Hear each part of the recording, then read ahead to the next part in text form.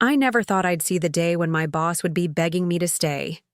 Yet here I am, watching him squirm in his chair, offering me the corner office, stock options, and double my salary. The same man who, just 3 months ago, looked me dead in the eyes and said I wasn't executive material, while handing my promised bonus to his nephew who could barely operate the copy machine. Life has a funny way of balancing the scales.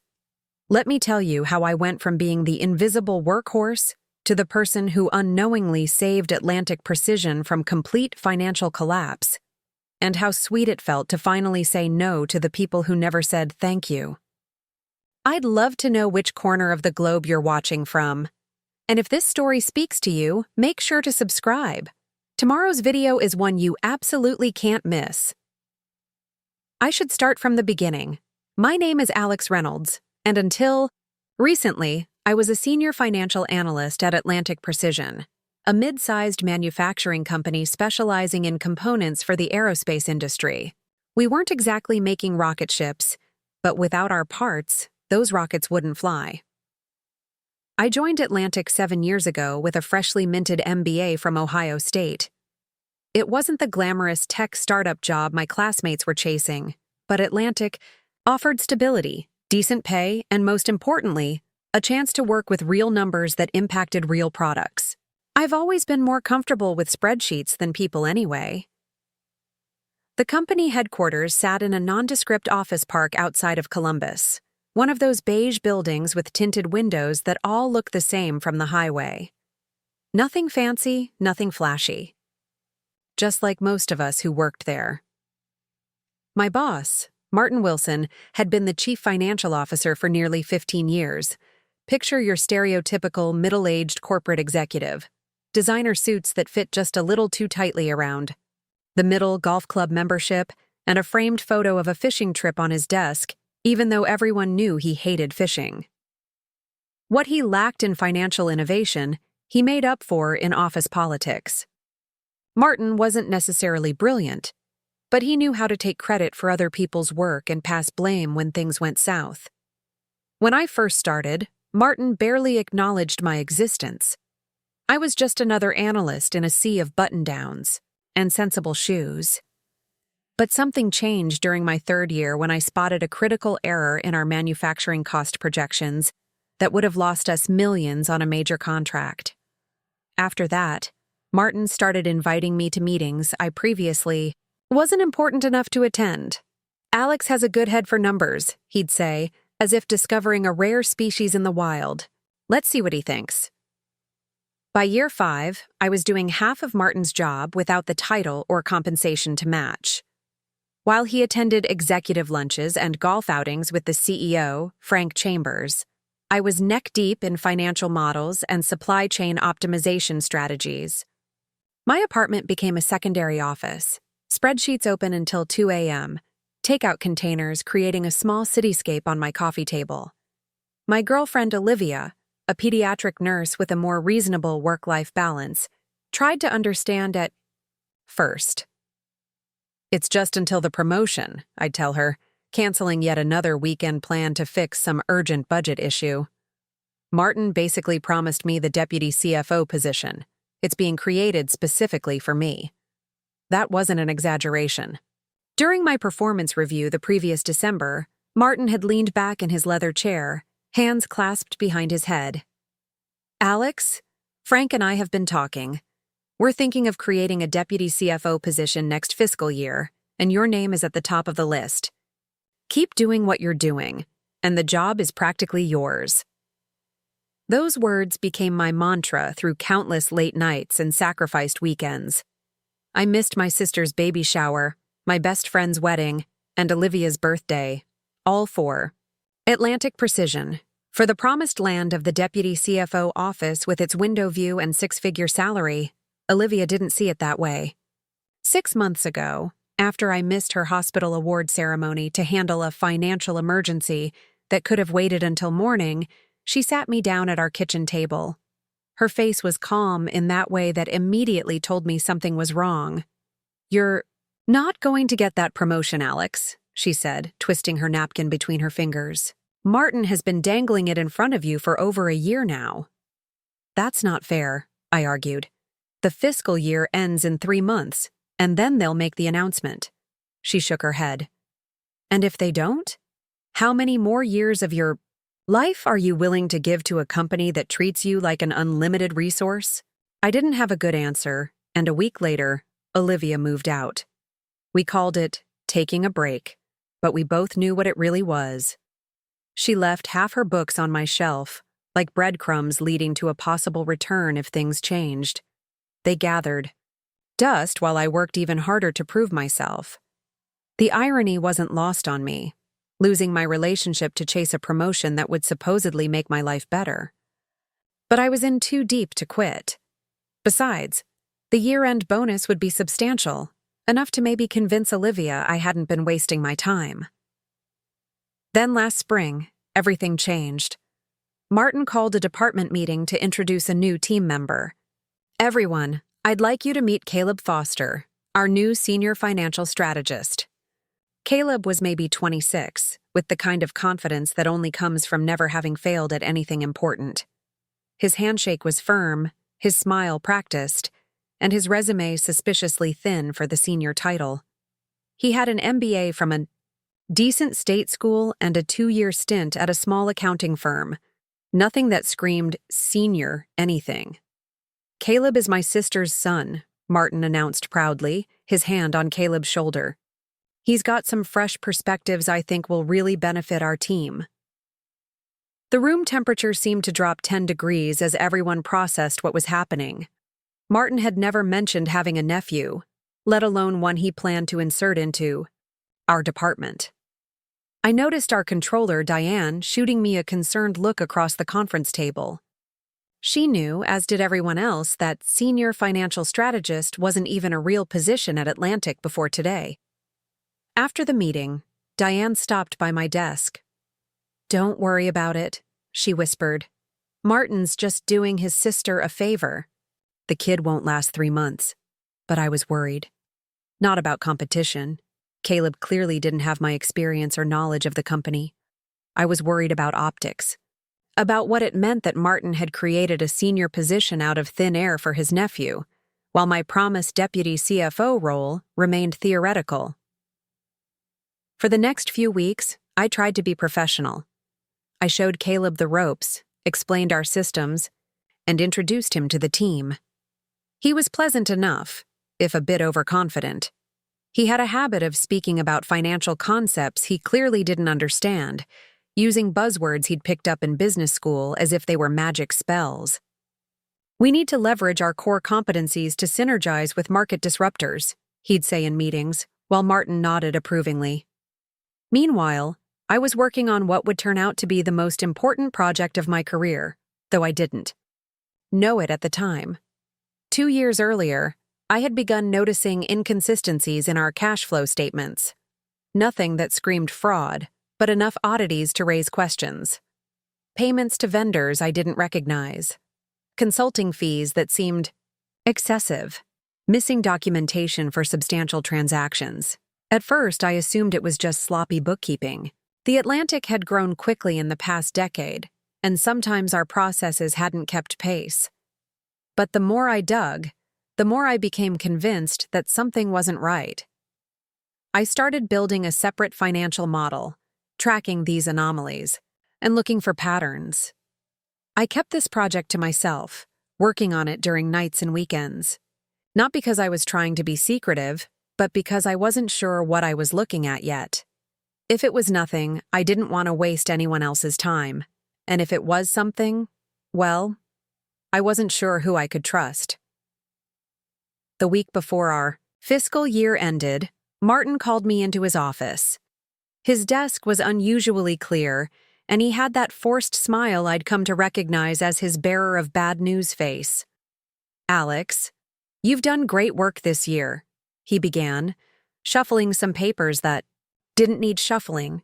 "Really excellent stuff." "Thank you," I said, waiting for the inevitable but that hung in the air. "As you know, we've been considering the deputy CFO position," he continued. "Frank and I have been discussing it, and we've decided that the Timing isn't quite right to create that role. The floor seemed to shift beneath me. I see. But we value your contributions, Martin added quickly. Which is why we're giving you a 5% raise effective next quarter. 5%. After all the nights and weekends, after all the promises, a 5% raise that barely kept pace with inflation. What about the year-end bonus structure? I asked, trying to keep my voice steady. The bonus was supposed to be substantial, a percentage of the cost savings I'd identified throughout the year. By my calculations, it should have been nearly $75,000. Martin cleared his throat. Yes, about that. Given our current financial situation, we've had to make some adjustments to the bonus pool. We're allocating bonuses based on strategic impact rather than the original metrics. Strategic impact, I repeated. And how is that measured exactly? Martin's smile grew tighter. It's a holistic assessment. Leadership, innovation, future potential, that sort of thing. I already knew where this was going, but I needed to hear him say it. And my bonus? You'll be receiving $15,000, he said quickly. Still a nice sum. 80% less than what I'd earned, what I'd been promised, what I'd sacrificed my relationship and personal life for. I see, I said again, because what else could I say? And has everyone's bonus been adjusted proportionally? Martin's eyes shifted away from mine. We've had to make decisions based on the company's future needs. For instance, Caleb will be receiving a special performance bonus of $60,000 for his work on the Thompson account. The Thompson account.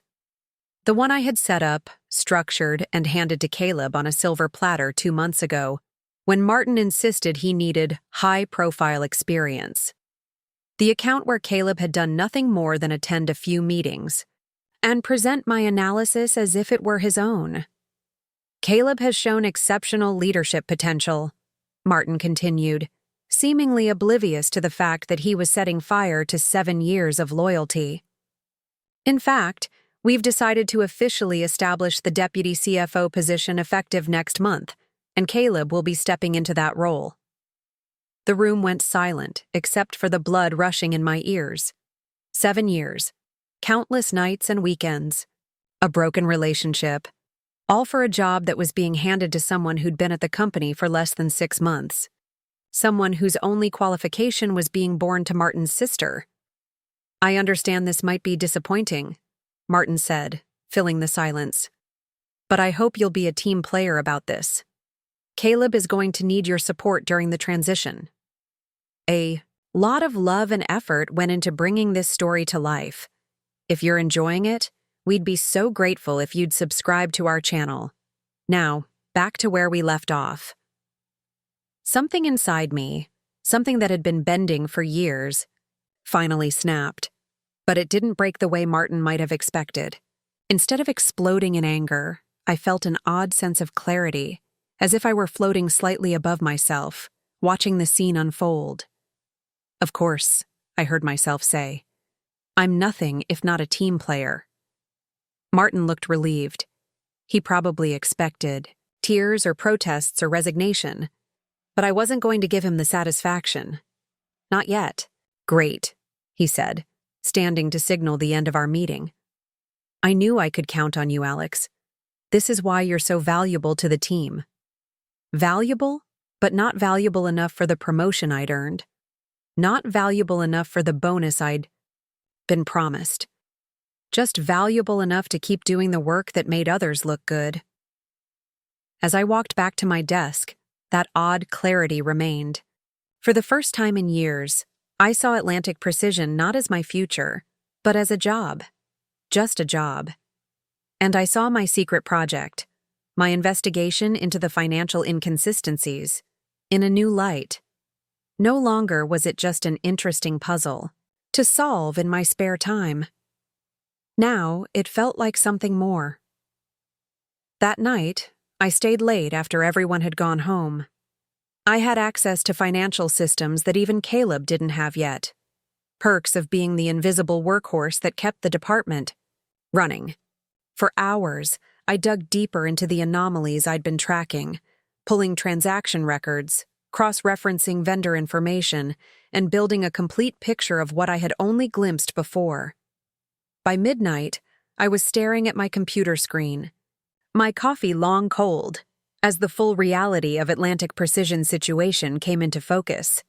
It wasn't just sloppy bookkeeping or minor fraud. It was much, much worse. The company was effectively insolvent. Through a combination of mismanagement, hidden losses, and what looked suspiciously like deliberate financial manipulation, Atlantic's had been operating on borrowed time for at least 2 years. The cash reserves that supposedly secured our major contracts were largely fictional. Vendor payments were being delayed far beyond terms. And most alarming, money had been shuffled between accounts in ways that suggested someone was hiding massive losses from the board and shareholders. If this information came to light, Atlantic wouldn't just face financial difficulties, it would likely face bankruptcy and potentially criminal investigations. Hundreds of people would lose their jobs. And given that I had been working in the finance department all this time, I might even be implicated, despite having no knowledge of the deception. I sat back in my chair, the office dark around me except for the glow of my monitor. Part of me wanted to march into Martin's office the next morning and throw these findings in his face. To watch him realize that while he'd been promoting his nephew and playing golf with the CEO, his company had been crumbling beneath him. But another part of me, a colder, more calculating part that I hadn't known existed, saw an opportunity. Not just for revenge, but for something more satisfying: leverage. I copied the files I needed onto an encrypted drive, shut down my computer, and left the office. As I drove home through the empty streets, I wasn't angry anymore. I was something much more dangerous. I was patient. The next morning, I arrived at work earlier than usual. I needed time to process what I'd discovered and plan my next steps carefully. The office was quiet at 7 a.m., just the occasional early bird getting a head start or catching up on deadlines. I liked the building this way, peaceful, without the politics and performative busyness that filled the daytime hours. I made coffee in the break room and returned to my desk, methodically organizing my thoughts. If Atlantic Precision was on the brink of financial collapse, someone had to know. This level of financial manipulation couldn't happen by accident. The question was who? Martin wasn't clever enough to orchestrate something this complex. He could barely explain our standard financial models without my help. CEO Frank Chambers? Possibly, but he struck me as more of a delegator than a mastermind. My suspicions centered on our external accounting firm, Patterson and Whelan. They had been brought in 3 years ago after our previous auditors raised concerns about procedural inconsistencies. At the time, Martin had presented the switch as a cost-saving measure, but now I wondered if there was more to the story. My computer chimed with a meeting reminder, the quarterly financial review with the executive team at 10 a.m. Normally, I would have spent the morning rehearsing my presentation, making sure every number was perfect, every slide polished. Today, I found it hard to care. What was the point of delivering precise analyses when the foundation was rotten? Still, habits die hard. I reviewed my presentation, a comprehensive breakdown of departmental spending and projected revenues for the next quarter. The irony wasn't lost on me. I was about to stand in front of the executive team and present financial projections that I now knew were built on sand. But revealing what I knew prematurely wouldn't serve anyone, least of all me. At 9:55, I gathered my materials and headed to the executive conference room. The sleek table that dominated the space could seat 20, though today only 8 would be present: the C-suite executives and a few department heads. I was technically none of these things, but I was there to do Martin's job while he took the credit. I arrived to find Martin and Caleb already there, huddled at one end of the table, looking at something on Caleb's tablet. They both looked up. When I entered, Martin with his usual distracted nod, Caleb with that confident smile that now made my teeth hurt. "Morning, Alex," Caleb said cheerfully. Ready for the big presentation? As ready as I'll ever be, I replied, setting up my laptop. I was just telling Uncle Martin about some tweaks I'd suggest for next quarter's forecasting model, Caleb continued. I think we could be more aggressive on the Henderson project projections. I bit back my initial response. The Henderson project was barely off the ground, and any aggressive projections would be pure fantasy. But arguing would accomplish nothing. Interesting. Thought, I said instead. I'd be curious to see your model. Oh, it's more of a conceptual approach at this point, Caleb said, waving his hand dismissively. Big picture thinking. Martin beamed at his nephew like he'd just solved world hunger, instead of spouting MBA buzzwords. This is exactly why we need fresh perspectives, Alex. You get so caught up in the details sometimes. Before I could respond, the door opened and the rest of the attendees filed in. CEO Frank Chambers leading the procession, followed by the COO, CTO, and various VPs. The meeting began with the usual pleasantries and updates from each department. I half listened, part of my mind still processing what I'd discovered the night before. When it was finance's turn, Martin stood up. Before Alex walks us through the quarterly numbers, I want to share some exciting developments in our department. This wasn't on the agenda. I sat up straighter, a sense of dread forming in my stomach. As you all know, we've been considering creating a deputy CFO position to help manage our growing financial operations, Martin said, smiling broadly. I'm pleased to announce that we've finalized this decision, and effective next month, Caleb. Foster will be stepping into this role, murmurs around the table. A few glances in my direction. The COO, Patricia Winters, looked particularly surprised. She and I had worked closely on several cost-cutting initiatives, and she knew exactly who did the real work in finance. Caleb brings fresh perspectives and strategic thinking that will help position Atlantic for its next growth phase, Martin continued. He's already made significant contributions to the Thompson account and has some innovative ideas for our forecasting models. Caleb straightened his tie, accepting the praise with practiced humility. I'm honored by the opportunity and excited to help take Atlantic to the next level. Martin then gestured to me. And now, Alex will walk us through the quarterly numbers. I stood, my presentation ready, my face carefully neutral. For 45 minutes, I delivered the most detailed, accurate financial analysis possible based on the flawed information available. I answered questions, explained variances, and made recommendations for the coming quarter.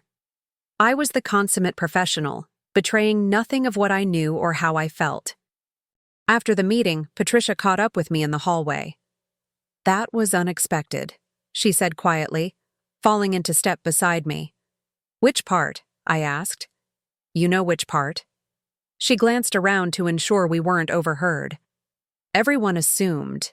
You were next in line for deputy CFO. You've basically been doing the job already. I shrugged. Apparently, Atlantic needed fresh perspectives. Patricia snorted. Is that what we're calling nepotism these days? I didn't say it. You didn't have to. She paused. What are you going to do? It was a good question. What was I going to do? Walk away from 7 years of work, stay and watch Caleb fumble through a job I should have had? Blow the whistle on financial irregularities I still didn't fully understand? I'm keeping my options open, I said finally. Patricia nodded. Smart. For what it's worth, you deserved that promotion. And if you ever consider moving departments, operations could use someone with your financial acumen. Her offer was kind, but I knew it wasn't a solution. Moving to operations would mean starting over, rebuilding my position, and it wouldn't address the larger issue of Atlantic's precarious financial situation. I appreciate that, I said. I'll keep it in mind. Back at my desk, I found an email from Martin asking me to help Caleb transition into his new responsibilities. The message was friendly, almost apologetic, as if he were asking for a small favor instead of instructing me to train my unqualified replacement. I stared at the screen, contemplating my response, when Diane stopped by my desk. "This is bull," she said without preamble, keeping her voice low. "Everyone knows you should have gotten that position." "Apparently not everyone," I replied. "Martin's making a huge mistake. Caleb can talk the talk, but I've seen his work. He doesn't understand our systems or our clients." She shook her head. "What are you going to do?" The second time I'd been asked that question today. I still didn't have a good answer. "I'm going to do my job," I said. "For now." Diane looked disappointed, as if she'd expected me to flip tables or lead a revolt. "You're too calm about this. I'd be raising hell." "Different approaches for different people," I said with a small smile. The truth was, I couldn't afford an emotional response right now.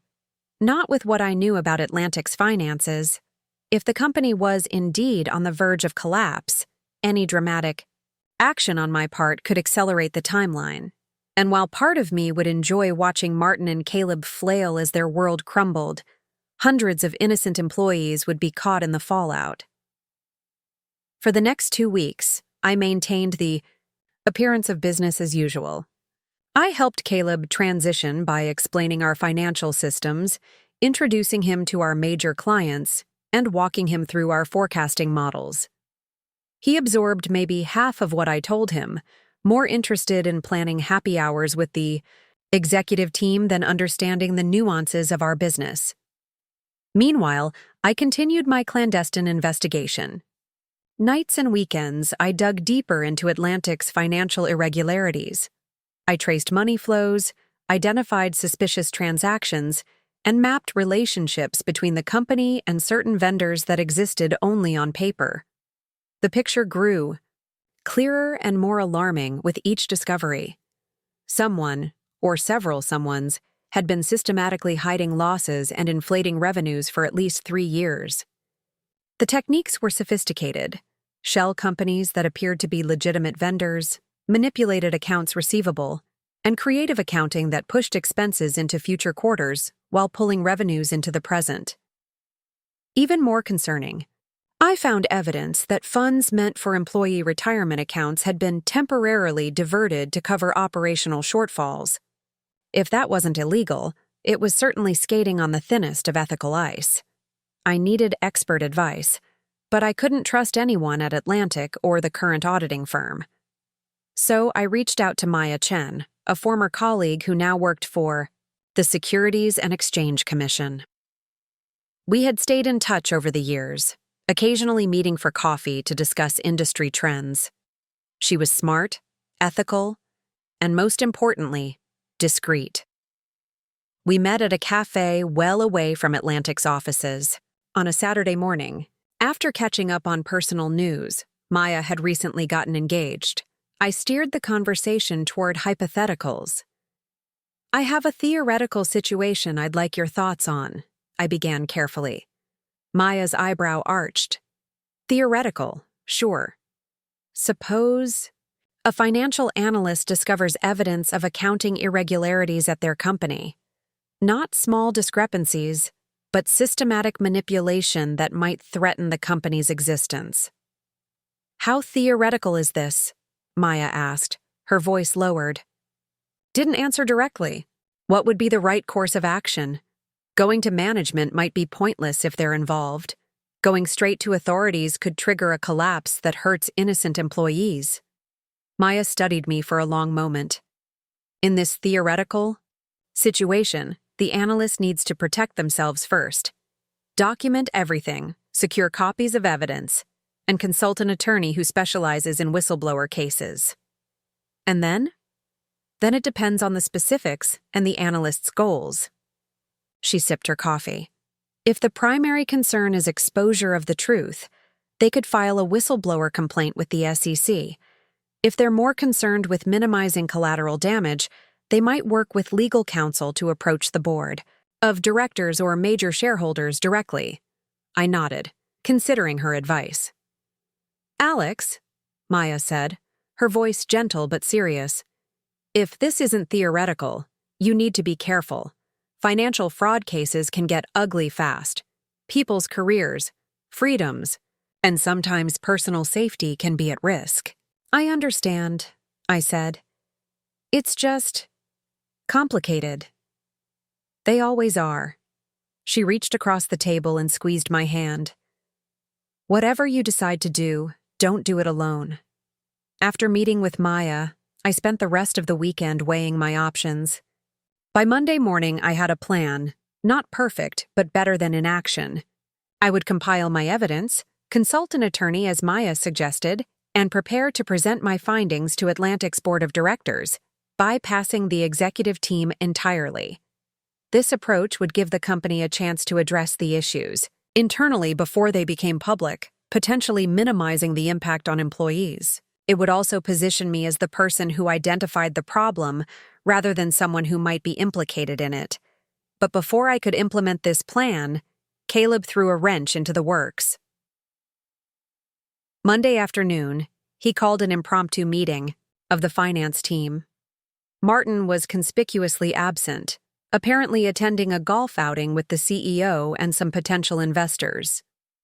I've been reviewing our financial structure, Caleb announced once we were all gathered, and I've identified several inefficiencies that need immediate attention. Diane caught my eye across the conference table, her expression a mixture of disbelief and concern. First, Caleb continued, our forecasting model is too conservative. We're consistently underestimating revenue potential, which limits our growth. Strategy. Translation. Our projections are too realistic, and I want to make them more optimistic to look good to the executive team. Second, our cash management approach is outdated. We're maintaining excessive reserves that could be deployed for strategic initiatives. Translation. We should spend money we don't actually have. And finally, I've identified redundancies in our financial analysis processes. We're spending too much time on detailed reviews that don't add proportional value. Translation, all the easy. Careful checks and balances that prevent financial disaster are inconvenient. To address these issues, Caleb said, I'm implementing several changes effective immediately. Alex will transition the Thompson and Westfield accounts to my direct oversight. Diane will streamline our monthly closing process to reduce review time by 50%, and Barbara will develop a new cash flow model that emphasizes strategic deployment over conservative holding. The room was silent. Caleb had just dismantled financial safeguards that had taken years to build, redistributed our most important client relationships, and effectively demoted everyone in the room, all without consulting anyone with actual experience. Are there any questions? He asked with the confidence of someone who believes they've just delivered a stroke of genius. Barbara, our most senior accountant and usually the quietest person in any room, spoke up. Has Martin approved these changes? Caleb's smile tightened. Slightly. As deputy CFO, I have the authority to implement operational improvements within our department. Martin is aware of my strategic direction. Which wasn't an answer. I suspected Martin had no idea what his nephew was doing, but had given him enough rope to hang both of them. The Thompson account requires specialized knowledge of aerospace regulations, I pointed out. It's not something that can be transitioned quickly without risk. I've reviewed the account thoroughly, Caleb replied dismissively. The regulatory aspects are straightforward. Besides, we need to demonstrate more agility to our clients. Diane wasn't having it. Agility doesn't mean throwing expertise out the window. These changes could disrupt critical financial controls. I appreciate your concern, Caleb said in a tone that indicated he absolutely did not. But this is about modernizing our approach. Change can be uncomfortable, but it's necessary for growth. The meeting continued in this vein, with Caleb brushing off legitimate concerns while the team grew increasingly frustrated. I said little, watching the disaster unfold with a strange detachment. In any other circumstance, I would have been furious at the dismantling of systems and processes I'd helped build. Now, knowing what I knew about Atlantic's true financial situation, it almost seemed irrelevant, rearranging deck chairs on the Titanic. After the meeting, the team gathered at Diane's desk, expressions ranging from shock to outrage. "He's going to run us into the ground," Barbara said, her usual reserve cracking. "Those redundancies he wants to eliminate are essential compliance checks." "Someone needs to talk to Martin," Diane insisted. "This isn't just nepotism anymore. It's dangerous." All eyes turned to me. "Why are you so calm about this?" Diane demanded. "He just took your biggest accounts and essentially demoted you." I considered my response carefully. "I'm picking my battles," I said finally, "and this may not be the hill to die on." "What does that mean?" Barbara asked.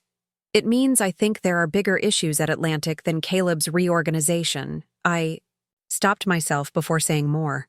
I wasn't ready to share my suspicions, not without more concrete evidence and legal protection. "Like what?" Diane pressed. "Like the fact that I'm exploring other opportunities," I said, which wasn't a lie. Sometimes the best response to a bad situation is to find a better one.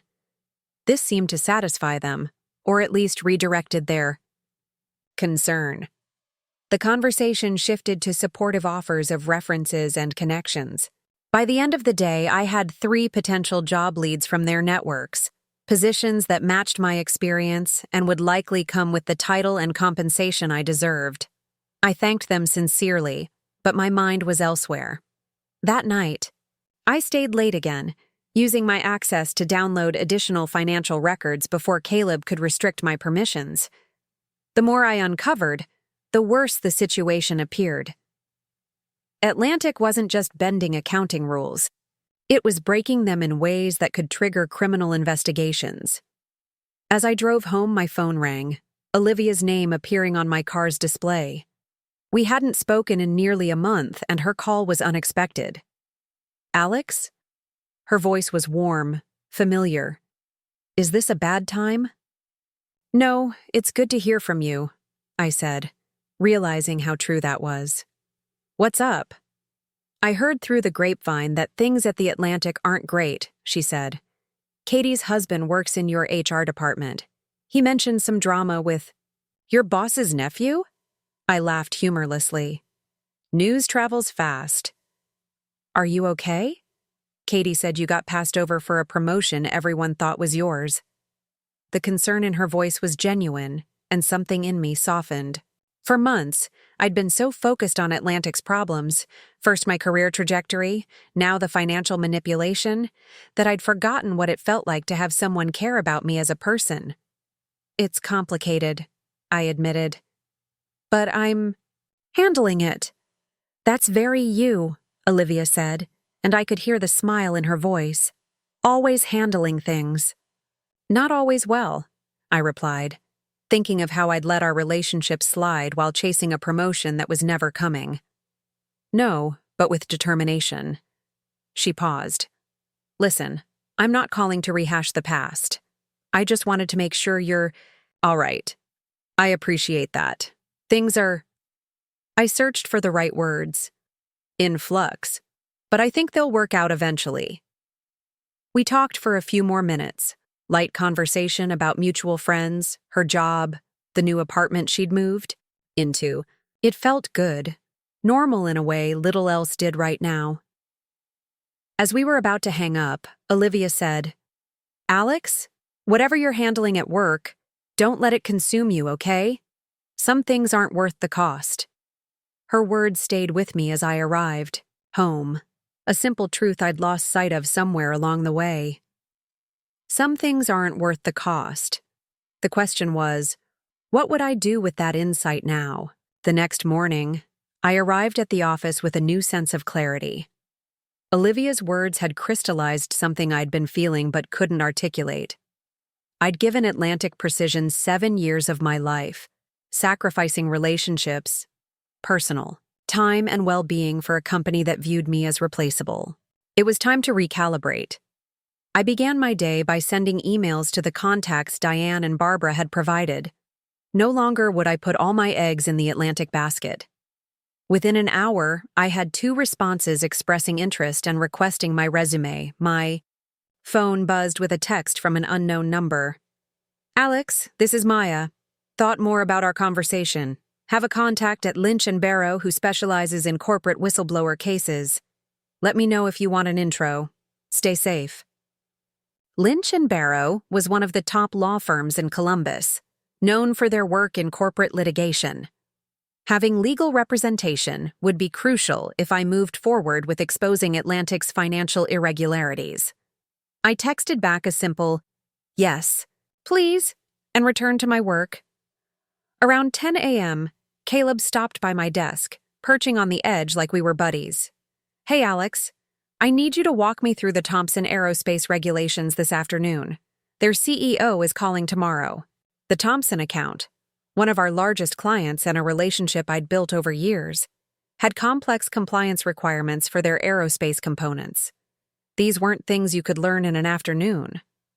"Those regulations aren't simple," I said. "They involve federal aviation standards, export controls, and material certifications. It takes months to get up to speed." Caleb waved a dismissive hand. "I'm a quick study. Just give me the highlights version." "The highlights version could get us sued if something's missed," I pointed out. "Or worse, lead to component failures in aircraft." "You're overthinking this," Caleb said with that smug smile. "Thompson is just looking for reassurance that we understand their needs. It's relationship management, not rocket science." Except it literally was rocket science, or at least aerospace engineering, with human lives potentially at stake. "Look," I said, keeping my voice even, "I'm happy to prepare you for the call, but you need to understand the technical details matter. This isn't just about making a good impression." Caleb's expression hardened slightly. "I appreciate your concern, but I need you to remember who the deputy CFO is now. I wouldn't have gotten this position if I couldn't handle it." The absurdity of that statement almost made me laugh. He hadn't gotten the position through merit. It had been handed to him because of who his uncle was. "Of course," I said, not bothering to hide the dryness in my tone. "How's 2 p.m.?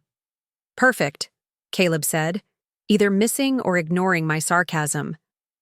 "Oh, and I need the forecasting models for next quarter by Friday.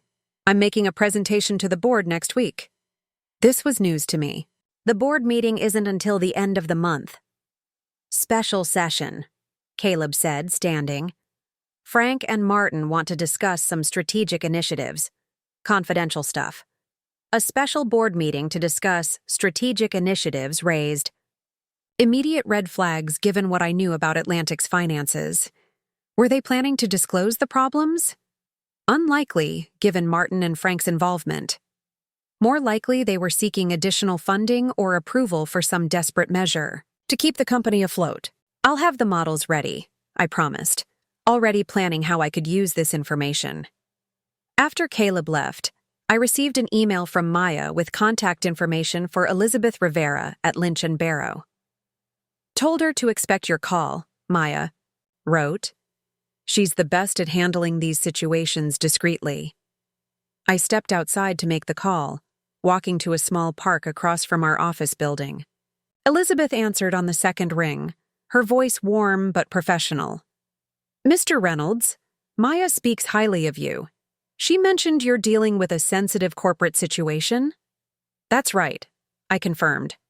"I've discovered what appears to be systematic financial manipulation at my company. The situation is complex." "They usually are," Elizabeth said, echoing Maya's words from our coffee meeting. "I don't need details over the phone, but can you tell me your primary concern right now?" I considered the question carefully. I want to do the right thing without unnecessarily harming innocent people, and I don't want to become collateral damage in the process. "A reasonable concern," she said. "I have an opening at 5:30 today if you'd like to come by the office. Bring whatever documentation you feel comfortable sharing, and we can discuss your options."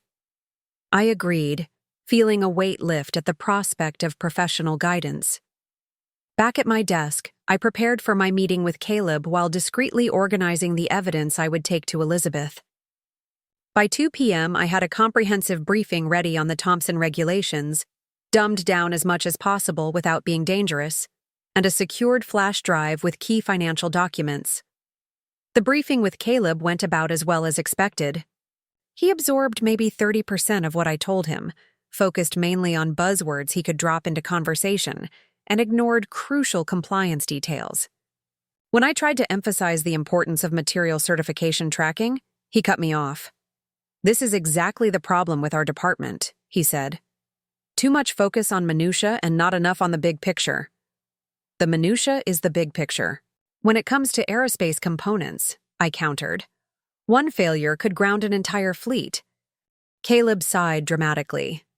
"Alex, this is why you're still an analyst while I'm moving up. You get stuck in the weeds instead of seeing strategic opportunities." I bit my tongue to keep from pointing out the real reason for his promotion. Nothing would be gained by antagonizing him now. "Just make sure you emphasize our commitment to full regulatory compliance," I advised instead. "Thomson's CEO is a stickler for the rules." "Noted," Caleb said, in a tone that suggested it wasn't. "Now, about those forecasting models, I need something impressive for the board. Our current projections are too conservative." And there it was, the smoking gun I'd been waiting for. Caleb wanted me to manipulate financial projections to make things look better than they were. In light of what I'd discovered about Atlantic's finances, this wasn't just bad business. It was potentially criminal. "How aggressive are you thinking?" I asked carefully.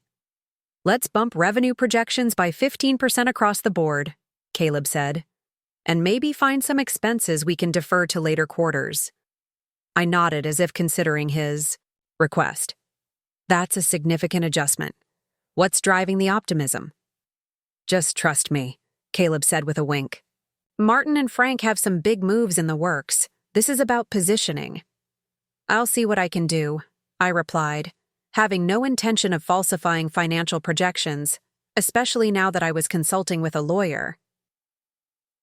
At 5:30, I met with Elizabeth Rivera in her corner office at Lynch & Barrow.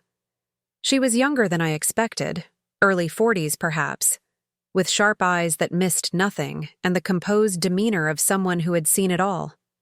After signing confidentiality agreements, I laid out what I'd discovered about Atlantic's financial manipulation. Elizabeth listened intently, occasionally asking clarifying questions but mostly letting me talk. "Based on what you've shown me," she said when I finished, "there's strong evidence of securities fraud, wire fraud, and potentially ERISA violations related to the retirement fund diversions. This is serious, Mr. Reynolds." "I know," I said. "That's why I'm here." "Let me outline your options," Elizabeth continued. "First, you could report this directly to the SEC as a whistleblower. This provides certain legal protections and potential financial incentives if your information leads to successful enforcement actions. However," she cautioned, "that path would likely trigger an immediate investigation that could destabilize the company, potentially harming employees and shareholders.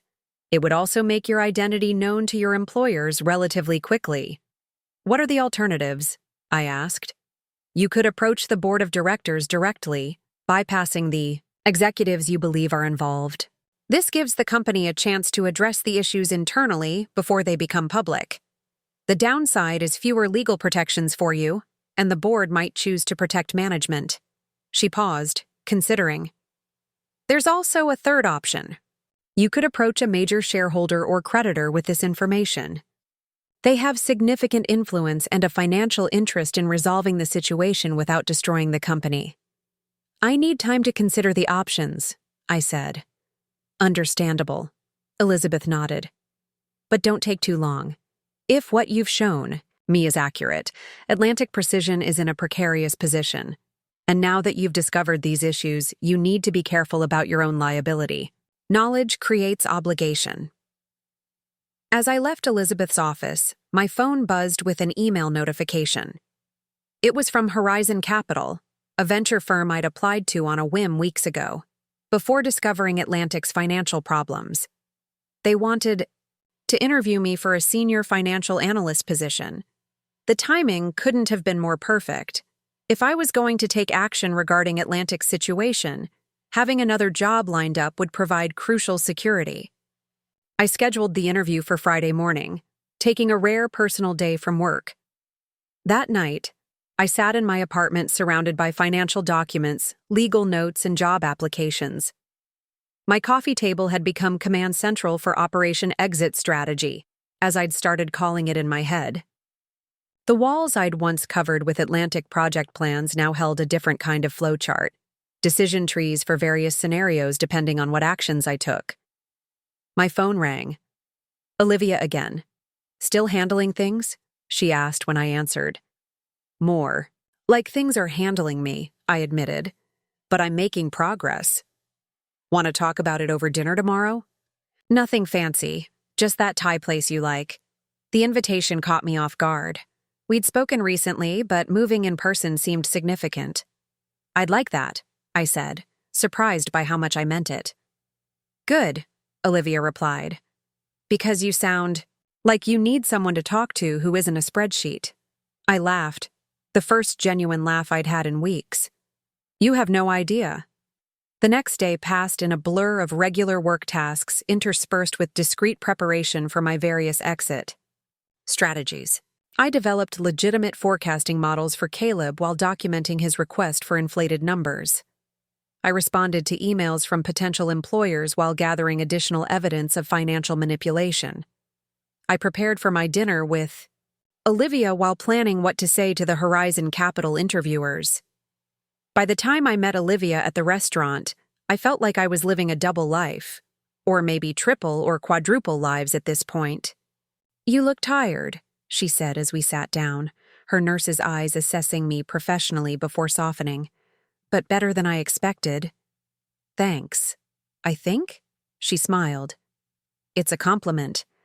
Last time I saw you, you were working yourself into the ground for that promotion. Now you seem purposeful, different." "Getting passed over for a promotion you've earned will do that," I said.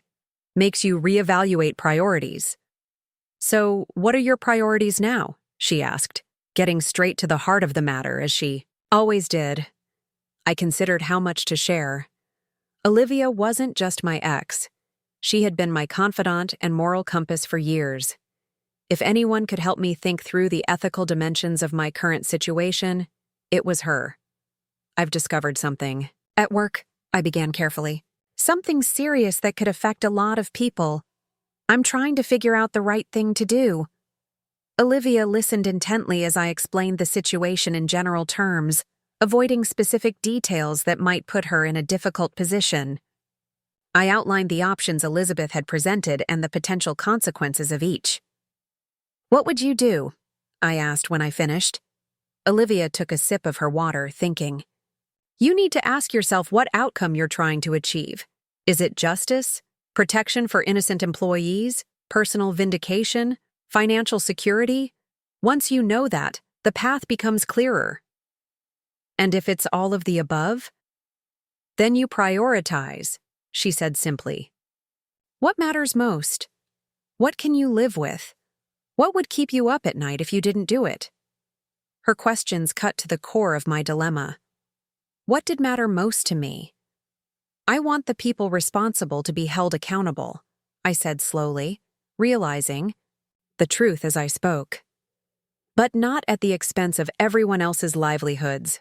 And I want to come out of this able to continue my career without being labeled a troublemaker or complicit in fraud."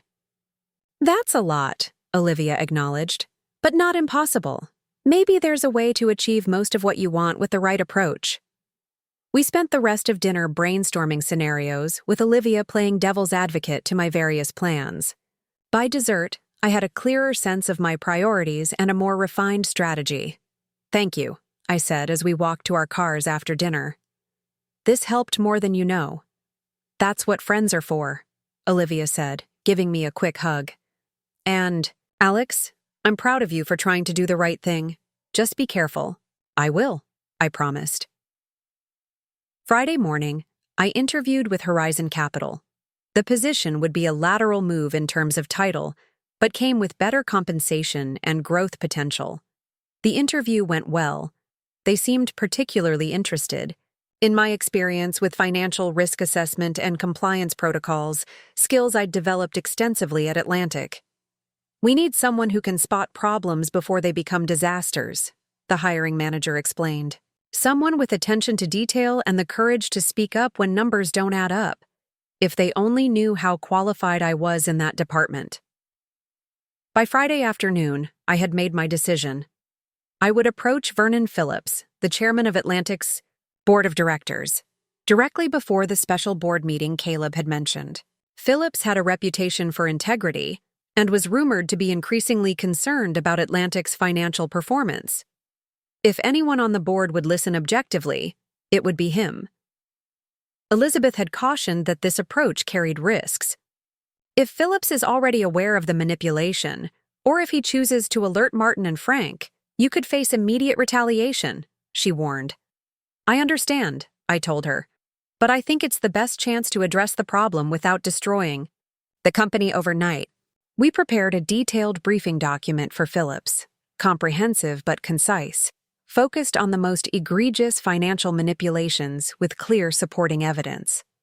Elizabeth also drafted a formal whistleblower protection letter asserting my rights under various securities laws. This won't prevent retaliation, she explained, but it creates a paper trail that makes retaliation legally dangerous for them. The special board meeting was scheduled for Wednesday.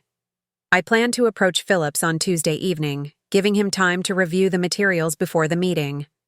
Elizabeth would be on standby in case things went sideways. With my plan in place, I turned my attention back to the immediate challenge, providing Caleb with forecasting models for his presentation without compromising my ethics or legal standing. I created 2 versions. The first contained accurate projections based on all available data, showing Atlantic's deteriorating financial position. The second incorporated Caleb's requested adjustments, clearly labeled as alternative growth scenario, with footnotes explaining each assumption. Both were technically defensible, but the contrast between them was stark. On Monday morning, I sent both to Caleb with a neutral email explaining the differences. Attached are the forecasting models you requested. I've included our standard projection based on historical performance and current indicators, as well as an alternative scenario incorporating your suggested growth targets. Both are ready for your review. Caleb's response came minutes later. Only need the alternative scenario. Delete the standard projection from the presentation materials. I saved his email as evidence and replied simply, "Will do." In reality, I made no changes to the presentation materials, which included both scenarios. If Caleb wanted only the inflated numbers shown, he would need to edit the slides himself. By Tuesday morning, the pieces of my plan were falling into place. Horizon Capital had called to schedule a second interview. Elizabeth had finalized the materials for Phillips. I had documented Caleb's explicit instruction to present only the inflated financial projections. But as the saying goes, no plan survives contact with the enemy. And that enemy arrived in the form of an urgent company-wide email from CEO Frank Chambers. All Atlantic Precision employees are required to attend a mandatory meeting tomorrow at 9 a.m. in the main conference room. Attendance is non-negotiable. Details to follow. Special board meeting. Mandatory all-employee gathering. This wasn't normal protocol. Diane appeared at my desk moments later. "What do you make of this?" she asked, looking worried. "Could be anything," I said, keeping my voice casual despite my racing thoughts. "Quarterly update, new client announcement, change in benefits." In the middle of a quarter, with mandatory attendance? Diane wasn't buying it. "Something's up. The rumor mill is saying layoffs." That was entirely possible given Atlantic's true financial situation, but my instinct said there was more to it. Has someone else discovered financial manipulation? Was management planning to get ahead of the story somehow? Whatever was happening, it threatened to derail my carefully constructed plan to approach Phillips before the board meeting. I needed to accelerate my timeline. "I'm sure it's nothing apocalyptic," I told Diane with a confidence I didn't feel. "But I might work late tonight to get ahead of tomorrow's interruption." As soon as Diane left, I texted Elizabeth. Timeline may be compromised. Need to move up to the Phillips meeting if possible. Her response was immediate. We'll try to reach him. Have materials ready. Be prepared to move quickly. The rest of the day passed in tense anticipation. I finalized my documentation, backing up copies to secure locations and ensuring Elizabeth had everything she needed. Around 4 p.m., my phone buzzed with a text from an unknown number. This is Vernon Phillips. Elizabeth Rivera suggested I contact you directly regarding an urgent matter. Can you meet at my office downtown at 6:30 p.m. today? I responded immediately. Yes, I'll be there with the materials we discussed. As I prepared to leave, Caleb stopped by my desk. Working on the presentation. For tomorrow? He asked. Just wrapping up some loose ends, I replied carefully. Good. Tomorrow's going to be a big day.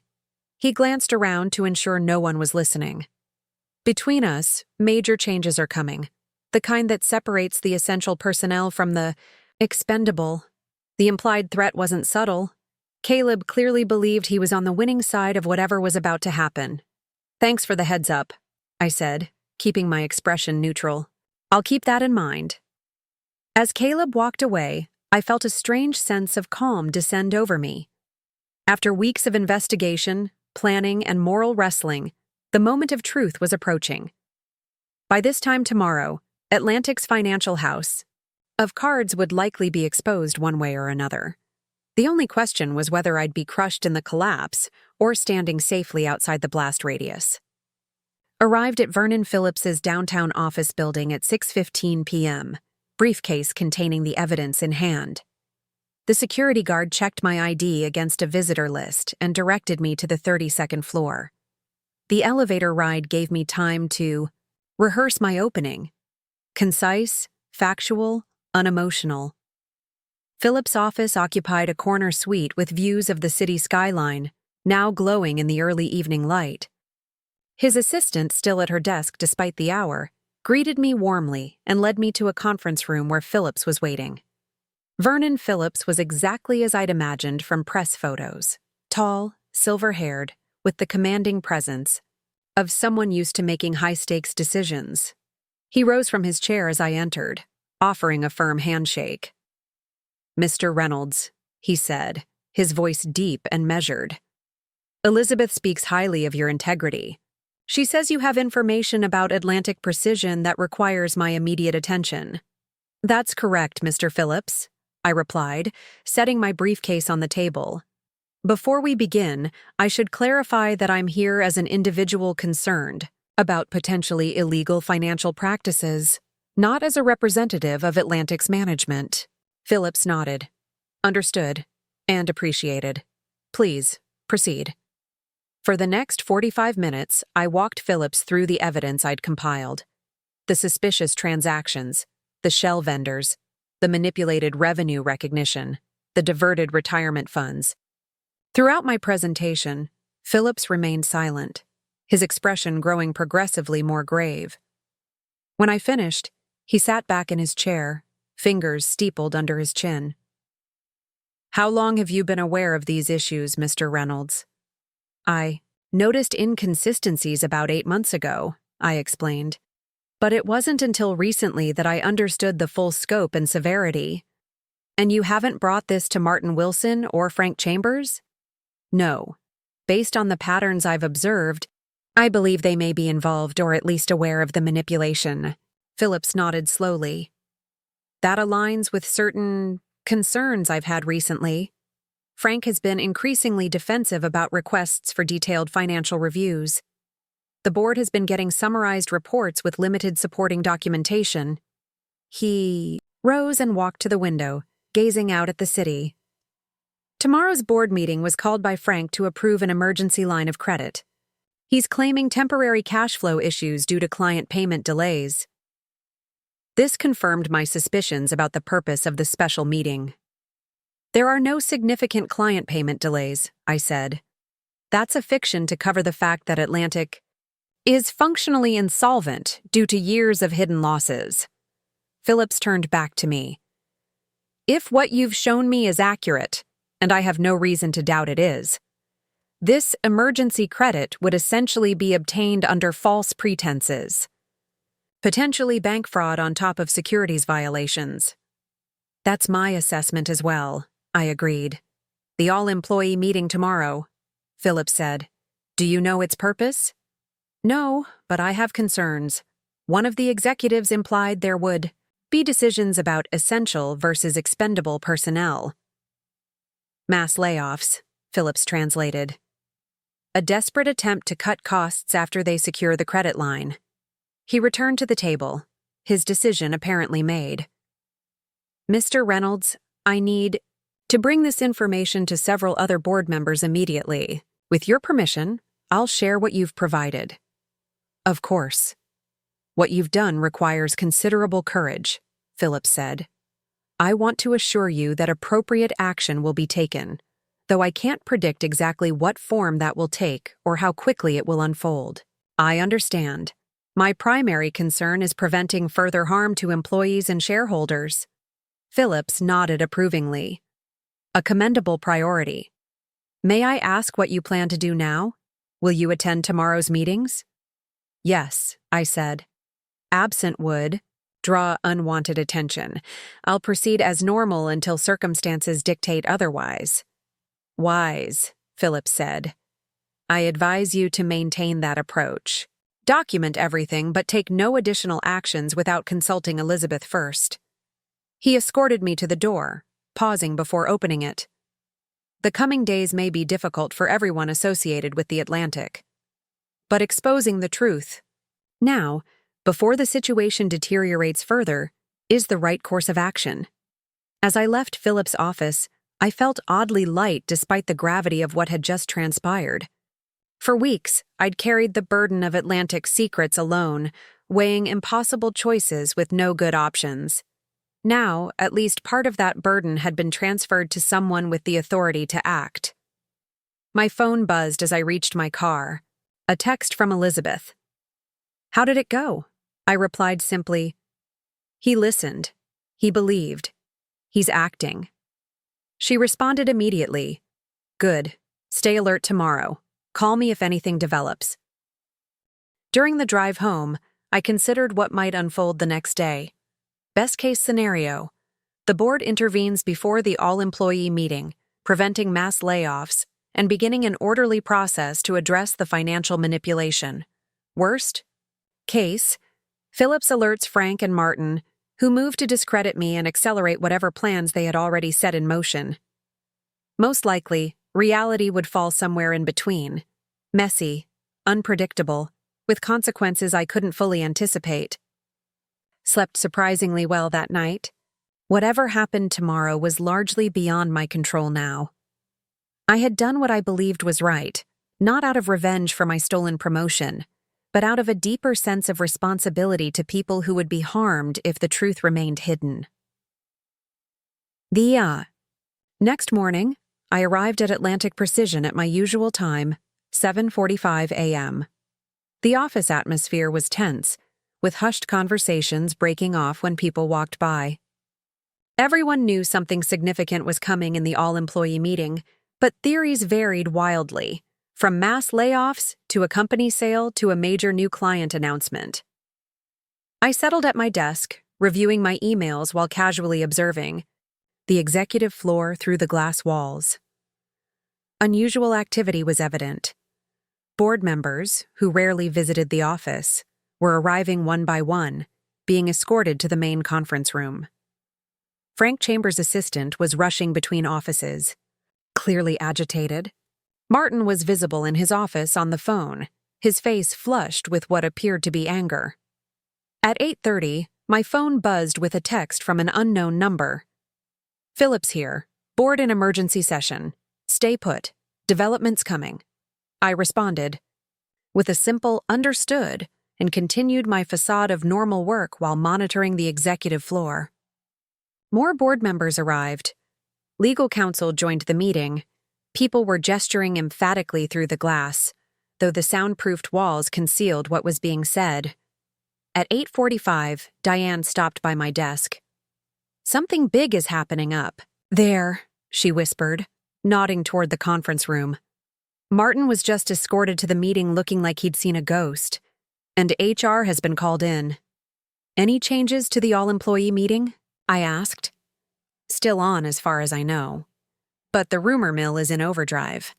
Someone said they overheard financial irregularities mentioned. I maintained a carefully neutral expression. Interesting. Guess we'll find out soon enough. Diane studied me for a moment. You don't seem as worried as everyone else. Worrying doesn't change outcomes, I said with a shrug. Just creates ulcers. Well, your zen attitude is making me more nervous, not less, she complained good-naturedly. Anyway, I'm going to grab coffee before the meeting. Want some? I'm good, thanks. As Diane walked away, I noticed Caleb emerge from the elevator, looking uncharacteristically disheveled. He hurried across the office floor without his usual strutting confidence, disappearing into a small meeting room with his phone pressed to his ear. Something had clearly disrupted his normal smugness. At 8:55, 5 minutes before the scheduled all-employee meeting, an updated email arrived. The all-employee meeting will proceed as scheduled at 9 a.m. Attendance remains mandatory. Vernon Phillips, board chairman, will be addressing the company. This was an unexpected development. Frank had called the meeting, but now Phillips would be leading it. The board had clearly taken some form of action already. At 9 a.m. sharp, I joined the stream of employees heading to the main conference room, which had been expanded to accommodate the entire company. The atmosphere was thick with tension and speculation. I took a seat near the back, giving me a clear view while remaining inconspicuous. The room fell silent as Vernon Phillips entered, followed by several board members and Atlantic's general counsel. Notably absent were Frank Chambers and Martin Wilson. Caleb sat in the front row, his body language radiating nervous energy. Phillips took his position at the podium, his expression solemn but composed. "Good morning," he began. "I know. Many of you are wondering why this meeting was called and why I am addressing you instead of CEO Frank Chambers. I'll be direct. The board has received credible information regarding serious financial irregularities at Atlantic Precision." A collective gasp rippled through the room, followed by anxious murmurs. "Effective immediately," Phillips continued. "Once the noise subsided, Frank Chambers has been placed on administrative leave pending a full investigation. CFO Martin Wilson has also been relieved of his duties temporarily." The murmurs grew louder. People turned to each other in shock, some looking vindicated, others horrified. "I want to emphasize," Phillips said, raising his voice slightly to regain attention, "that the board is committed to addressing this situation with transparency and integrity. We have engaged independent forensic accountants to conduct a thorough review of our finances. We have also self-reported to appropriate regulatory authorities to ensure full compliance with all legal requirements." From my position, I could see Caleb's shoulders slump. His connection to Martin had just transformed from an asset to a liability in the span of a sentence. "I know you all have questions and concerns," Phillips acknowledged. "I'll address the most immediate ones now. First, Atlantic Precision will continue operations during this investigation. Your jobs are not at risk due to this situation." The relief in the room was palpable. The expected mass layoffs were apparently not happening. Second, we have secured interim leadership. Board member Elaine Montgomery, who has previous executive experience in manufacturing, will serve as acting CEO. James Rivera from our external auditing firm will temporarily oversee financial operations. I didn't recognize the name James Rivera and wondered if he was related to Elizabeth. It seemed unlikely to be a coincidence. Third, we need your help. This company is more than its executives. It's all of you, the dedicated professionals who design, build, and support our products. During this challenging period, we need your continued commitment and your patience as we work to address these issues. Phillips paused, his gaze sweeping the room. "I also want to speak directly to anyone who may have information relevant to this investigation." The board has established a confidential reporting channel with our independent counsel. You can come forward without fear of retaliation. In fact, we encourage it. Transparency is the only path forward. The rest of Philip's address covered practical details, department heads who would report directly to Elaine Montgomery, resources for employees with concerns, and a general timeline for the investigation. Throughout it all, I remained outwardly calm, though my mind was racing with implications. When the meeting concluded, the room erupted in conversation. Theories, accusations, and predictions flew as people tried to process the bombshell announcement. I slipped out quietly, intending to return to my desk and contact Elizabeth, but Diane intercepted me in the hallway. "Did you know about this?" she asked, her eyes wide. "Know what, exactly?" "Don't play dumb, Alex. The financial irregularities." Martin being suspended. "You've been investigating something for months. I should have known Diane would connect the dots. She had been at the Atlantic even longer than I had and missed very little." "I had concerns," I admitted, keeping my voice low. "But this is bigger than I expected." "Was it because of that promotion? Did you go digging because they gave your job to Caleb?" "No," I said firmly. "I noticed discrepancies long before that. The promotion situation just gave me perspective on where my loyalties should lie." Diane studied me for a moment, then nodded. "Good for you," she said finally. "Though I'd stay clear of Caleb if I were you. He looks ready to explode." "Thanks for the warning." Back at my desk, I sent a brief update to Elizabeth and received an immediate call in return. "James Rivera is my brother," she confirmed when I asked. "The board contacted our firm last night. When they learned you were my client, they requested James specifically to avoid any appearance of conflict while still benefiting from our firm's expertise." "Smart move," I acknowledged. "Vernon Phillips is impressive," Elizabeth continued. "He mobilized the board remarkably quickly. From what I understand, several members had harbored suspicions but lacked concrete evidence until you provided it. What happens now?" "The formal investigation begins. The SEC will likely get involved soon. As for you personally, you should expect to be interviewed by the forensic accounting team, possibly as early as tomorrow." After speaking with Elizabeth, I tried to focus on regular work tasks, but it was nearly impossible with the office in chaos. Impromptu meetings were forming in every corner. HR representatives were moving from department to department, offering reassurances. The executive floor was a flurry of activity as Elaine Montgomery established her interim leadership. Around 11 a.m., my phone rang, an internal call from Philip's temporary office. "Mr. Reynolds," he said when I answered. "Could you join me for a brief conversation? My office as soon as possible." "On my way," I agreed. As I crossed the office floor, I could feel eyes following me. Word had clearly spread about my role in the day's events, at least among some colleagues. The expressions ranged from admiration to suspicion to outright hostility from Martin's loyal supporters. Phillips was alone when I entered his office, reviewing documents at the desk that had been Frank's until this morning. "Please sit," he said, gesturing to a chair. "First, I want to thank you again for coming forward.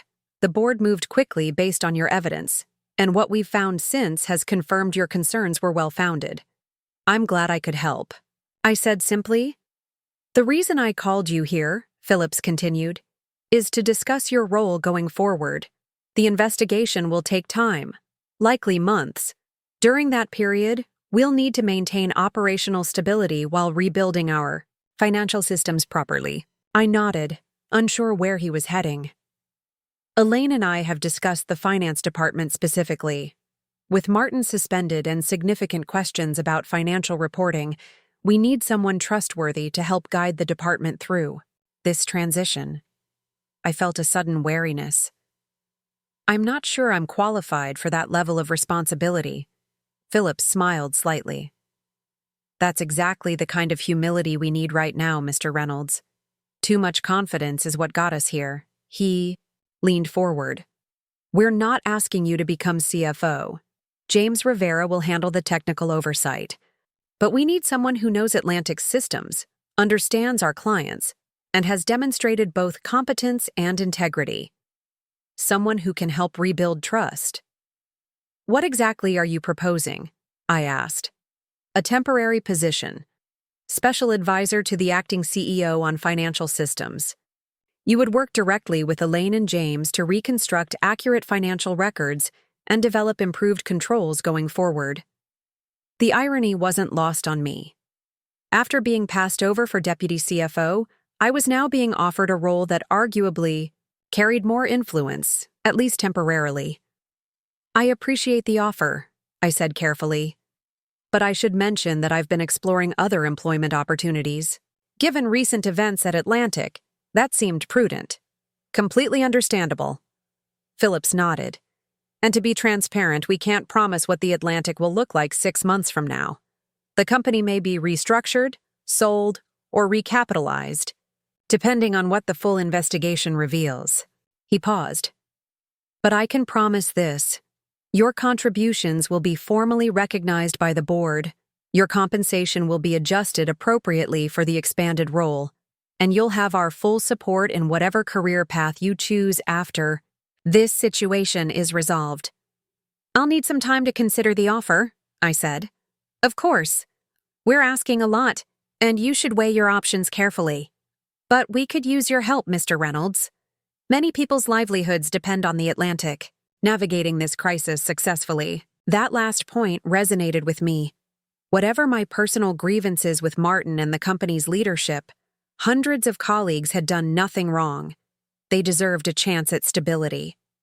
I'll let you know my decision by tomorrow, I promised. As I left Phillips's office, I received a text from Olivia.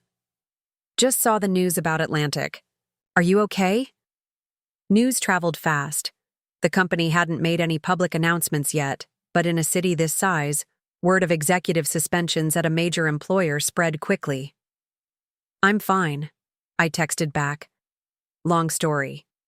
Can I call you tonight? Please. Do, she replied. The rest of the day continued in a state of controlled chaos. Elaine Montgomery called department meetings to reassure teams and establish interim reporting structures. James Rivera began setting up shop in what had been Martin's office, already surrounded by financial documents and a team of forensic accountants. Around 2 p.m., I encountered Caleb in the break room, alone and looking shell-shocked. When he saw me, his expression hardened. "This is your doing, isn't it?"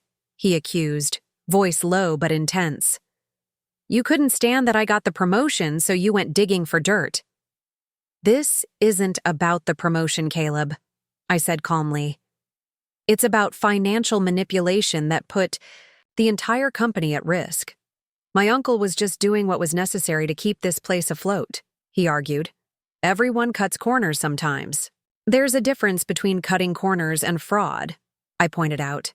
"And if Martin was just doing what was necessary, why did he mislead the board about it?"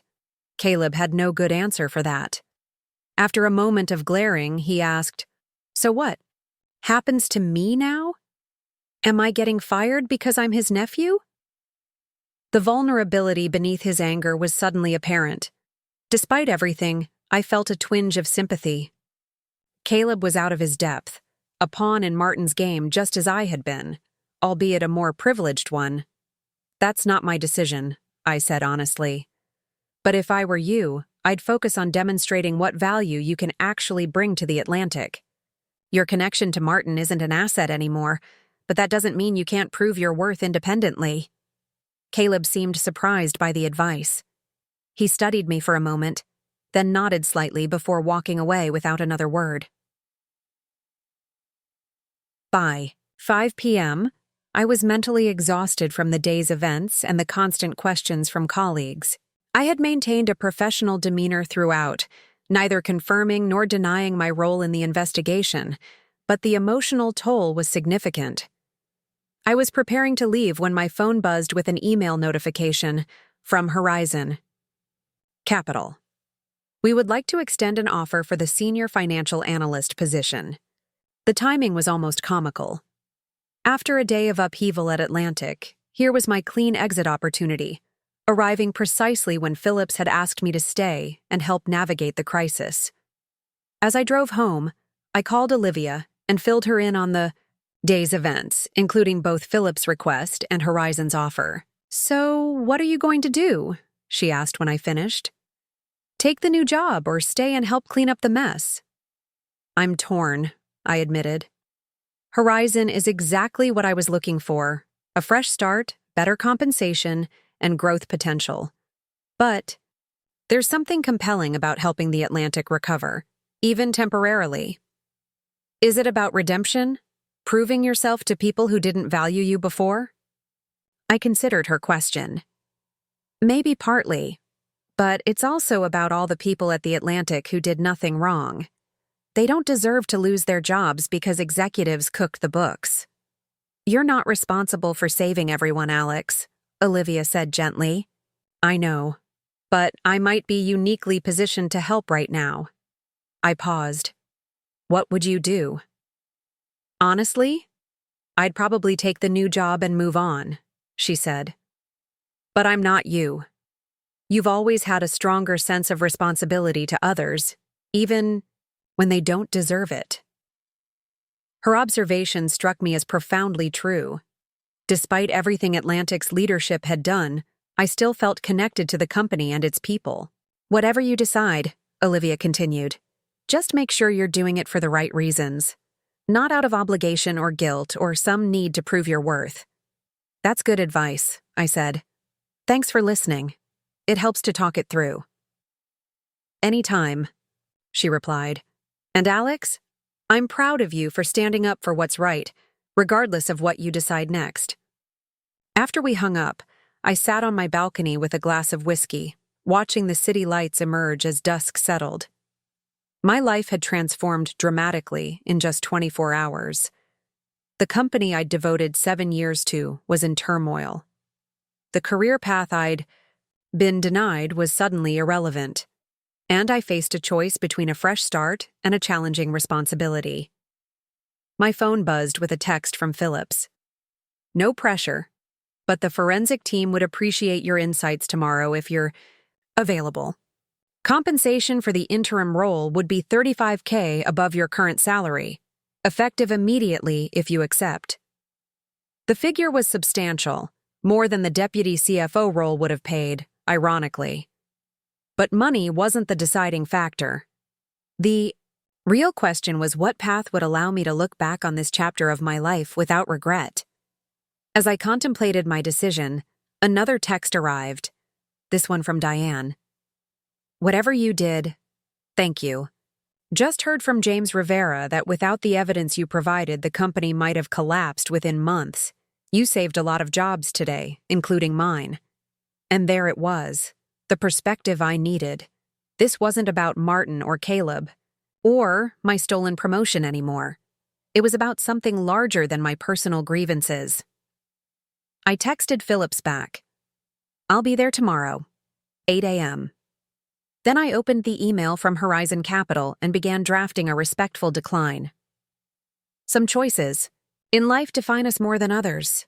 This one, I suspected, would shape not just my career, but my understanding of what truly mattered. The next morning, I arrived at Atlantic Precision to find the office transformed. The executive floor bustled with unfamiliar faces, forensic accountants in shirt sleeves surrounded by stacks of documents, legal representatives huddled in conference rooms, and IT specialists combing through digital records. It resembled the command center of a crisis response team more than a corporate headquarters. Elaine Montgomery, our acting CEO, intercepted me as I made my way to the finance department. "Alex," she said, extending her hand, "Vernon told me you've agreed to help us through this transition. I can't tell you how much that means to the board." Elaine was in her late 50s with sharp eyes and the no-nonsense demeanor of someone who had navigated corporate crises before. Unlike Frank Chambers, who cultivated an image of effortless success, Elaine wore her competence without pretense. Outphrase. "Want to do what I can," I replied, shaking her hand. "But I should be clear, I'm not an expert in forensic accounting or fraud investigation. That's precisely why we have James and his team, she said, gesturing toward Martin's former office, where James Rivera was already deep in conversation with two accountants. What we need from you is institutional knowledge, understanding of Atlantic's systems, client relationships, and operational realities, the context that outsiders would take weeks to acquire. She led me to a small conference room where James Rivera was waiting with Vernon Phillips and two members of the forensic team. For the next 4 hours, I walked them through Atlantic's financial systems, identifying potential areas of manipulation and explaining the complex client billing structures that had been exploited to hide losses. The scope is even worse than we initially thought, James said, reviewing his notes. Based on what you've shown us, we're looking at potentially $40 million in misrepresented finances over 3 years. Phillips shook his head grimly. The question remains, how much was deliberate fraud versus incompetence or overly aggressive accounting? Some of both, I suggested. The pattern I observed suggests it started small.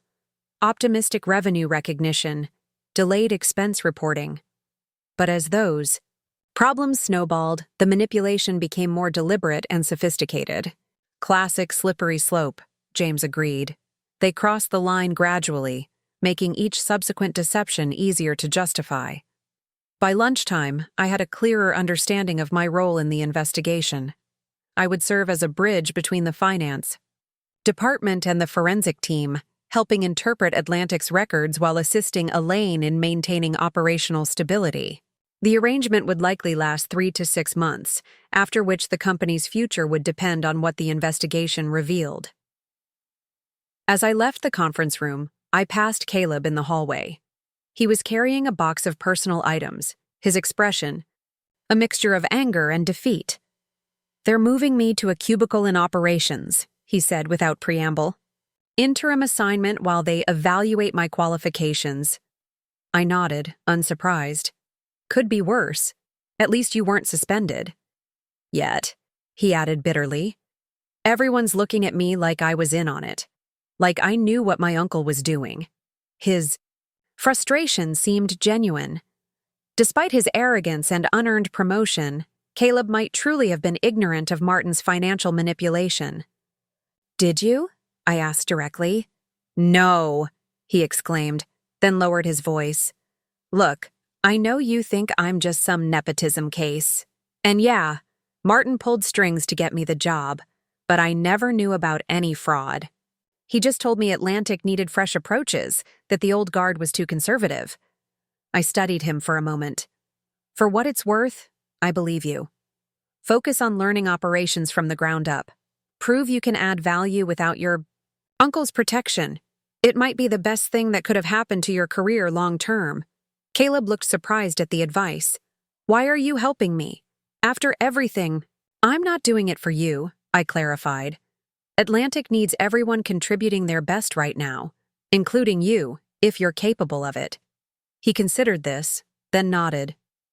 "Thanks, and I'm sorry about the promotion thing. That was messed up." The apology was unexpected and probably the closest thing to humility I'd seen from him. I simply nodded in acknowledgement before continuing to my desk. The following weeks unfolded in a blur of activity. Each day brought new revelations about the extent of Atlantic's financial problems. James and his team traced money through complex webs of transactions, uncovering shell companies, fake vendors, and manipulated records. The picture that emerged was damning for Martin and Frank, who had orchestrated an increasingly desperate scheme to hide Atlantic's deteriorating financial position. My own role evolved from simply providing information to actively helping reconstruct accurate financial statements. The skills and knowledge that had been undervalued by Martin were now considered essential. I worked closely with James, Elaine, and Phillips, often late into evenings and weekends, not because anyone demanded it, but because the work mattered, in a way that my previous tasks never had. 3 weeks into the investigation, we faced a critical juncture. The forensic team had uncovered enough evidence to refer Martin and Frank for potential criminal charges, but Atlantic's immediate financial situation remained precarious. The company had essentially been operating on borrowed time and money, with insufficient cash reserves to meet upcoming obligations. Phillips called an emergency meeting with the executive team, now consisting of Elaine, James, myself, and the heads of operations and sales. "We have two immediate challenges," Phillips began without preamble. "First, we need $12 million within 30 days to meet vendor payments and payroll. Second, we need to assure our major clients that their projects won't be affected by our internal issues. The bank won't extend additional credit until we provide audited financials," James added, "which we can't do for at least 60 days. And several clients are already expressing concerns," said Thomas Reeves, our head of sales. "Thomson Aerospace has put their contract renewal on hold pending resolution of our management issues, as they delicately put it." Phillips turned to me. "Alex, you've been working on the client impact analysis. What's your assessment?" Over the past weeks, I'd earned a seat at the table through competence rather than title. It was a subtle but profound shift in how I was perceived and valued. "Our relationship with Thomson is salvageable," I said confidently. "They care about component quality and regulatory compliance, which haven't been compromised. If we can demonstrate financial stability going forward, I believe they'll stay with us." "And the cash shortfall?" Elaine pressed.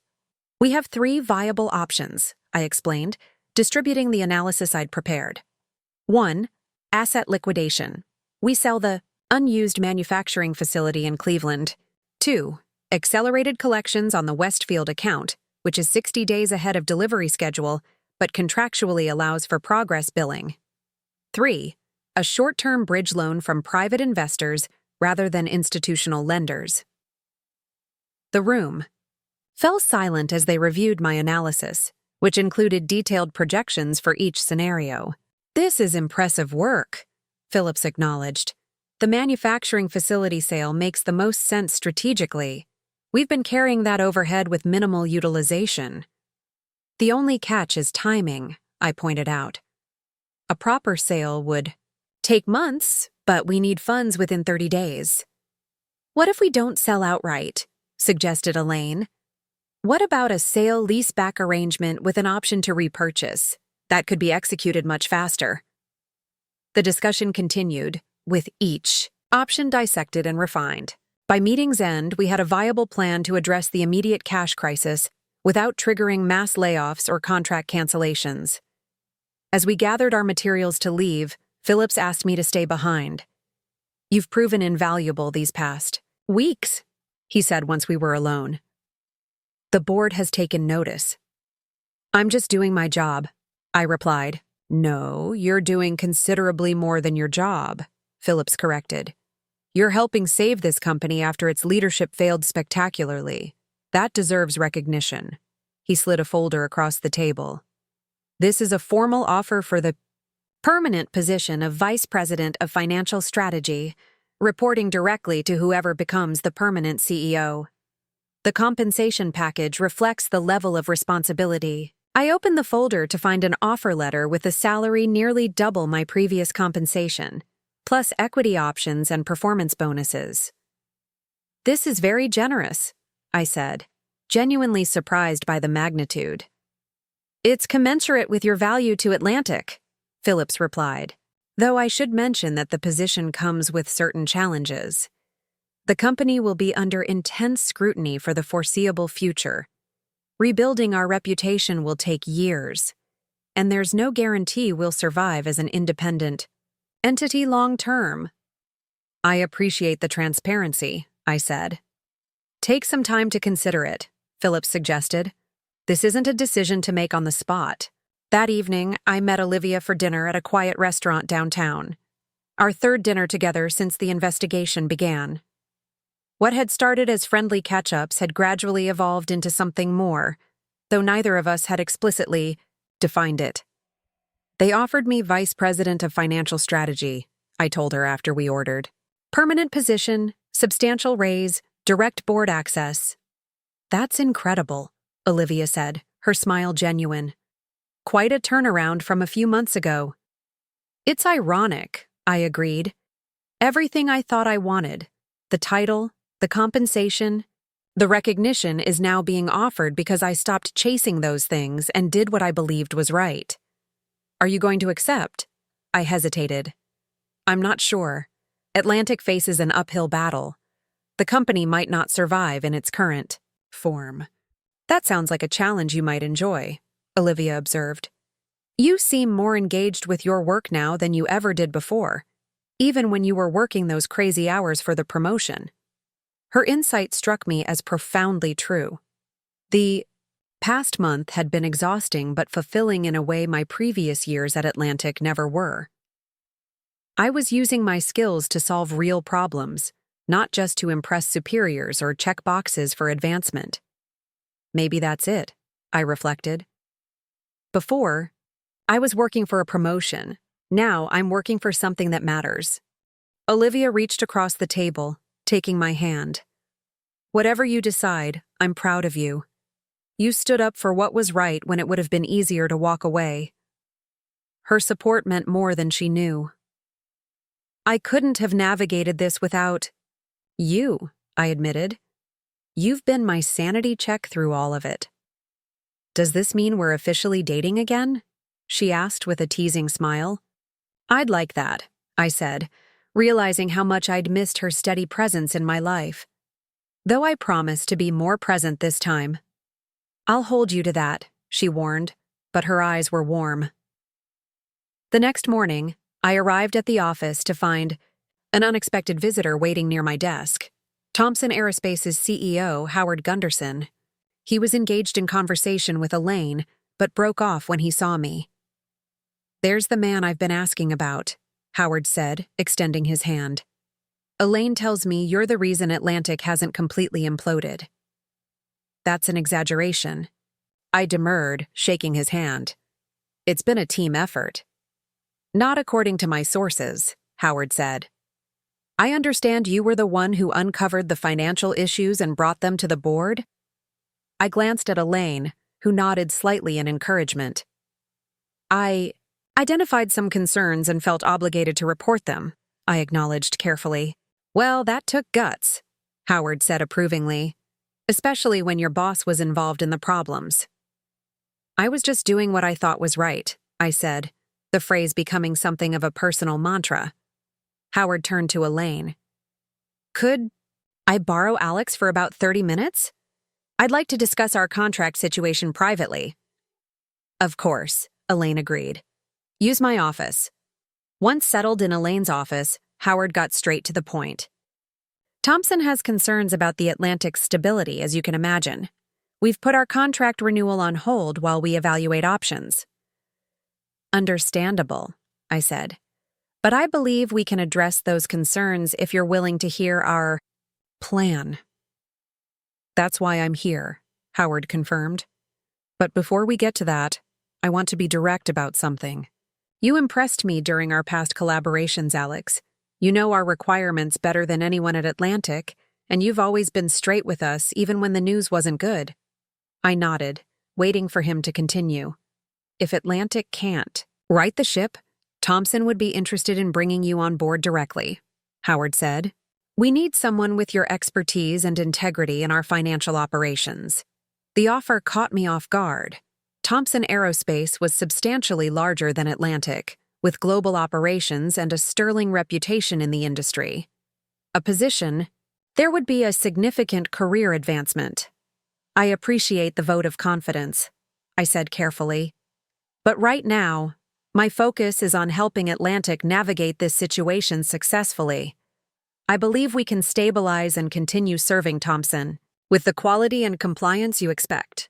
For the next 20 minutes, I walked Howard through Atlantic's recovery plan, including the steps we were taking to restore financial stability and strengthen compliance controls. I was transparent about the challenges while emphasizing our commitment to meeting contractual obligations. Howard listened intently, asking pointed questions that revealed his deep understanding of the industry and its financial complexities. By the end of our conversation, his initial skepticism had visibly diminished. "You've given me a lot to consider," he said as we concluded. "More transparency than I expected, to be honest." "We're committed to rebuilding trust," I explained. "That starts with being forthright about both our challenges and our solutions." "Refreshing approach," Howard remarked. "I'll discuss this with my team, but I'm inclined to continue our relationship with Atlantic, at least for the current contract cycle." He stood to leave, then paused. "And Alex?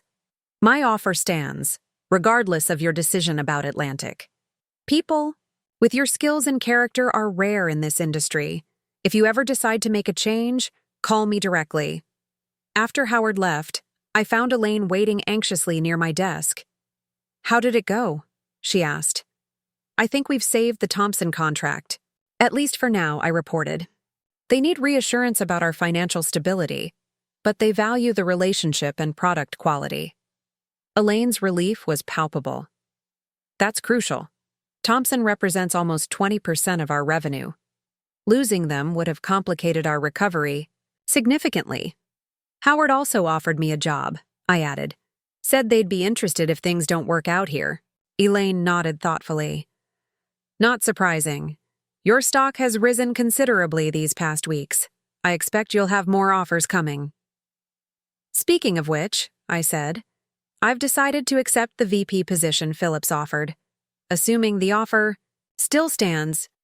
"It absolutely does," Elaine confirmed. "You're essential to our rebuilding process, Alex. Not just for your financial expertise, but for the credibility you bring. People trust you." Trust. It was a simple word, but carried enormous weight in our current circumstances. Trust from clients like Thompson. Trust from colleagues who had been betrayed by leadership. Trust from a board that had been kept in the dark. In a company recovering from systemic deception, trust had become the most valuable currency. Over. The next month, Atlantic's situation gradually stabilized. The sale-leaseback of the Cleveland facility provided the necessary cash infusion. Thompson renewed their contract with enhanced transparency provisions. The forensic investigation progressed, with James and his team reconstructing 3 years of financial records. The legal consequences for Martin and Frank began to materialize. Both were formally charged with securities fraud and wire fraud. Martin faced additional charges related to the retirement fund diversions. Their lawyers were already floating plea deals, suggesting the evidence against them was overwhelming. Caleb, surprisingly, was finding his footing in operations. Stripped of his unearned title and preferential treatment, he was actually demonstrating a decent aptitude for process improvement. We weren't friends and probably never would be, but we had achieved a professional respect that would have seemed impossible months earlier. 6 weeks after accepting the VP position, I was working late. When my phone buzzed with a text from Diane, "Check your email now." I opened my inbox to find a company-wide announcement from Vernon Phillips. After a comprehensive search and evaluation process, the Board of Directors is pleased to announce the appointment of Elaine Montgomery as permanent Chief Executive Officer of Atlantic Precision, effective immediately. The announcement continued with details of Elaine's background and vision for the company, but the most interesting part came near the end. Additionally, the board has unanimously approved a corporate restructuring to strengthen financial oversight and strategic planning.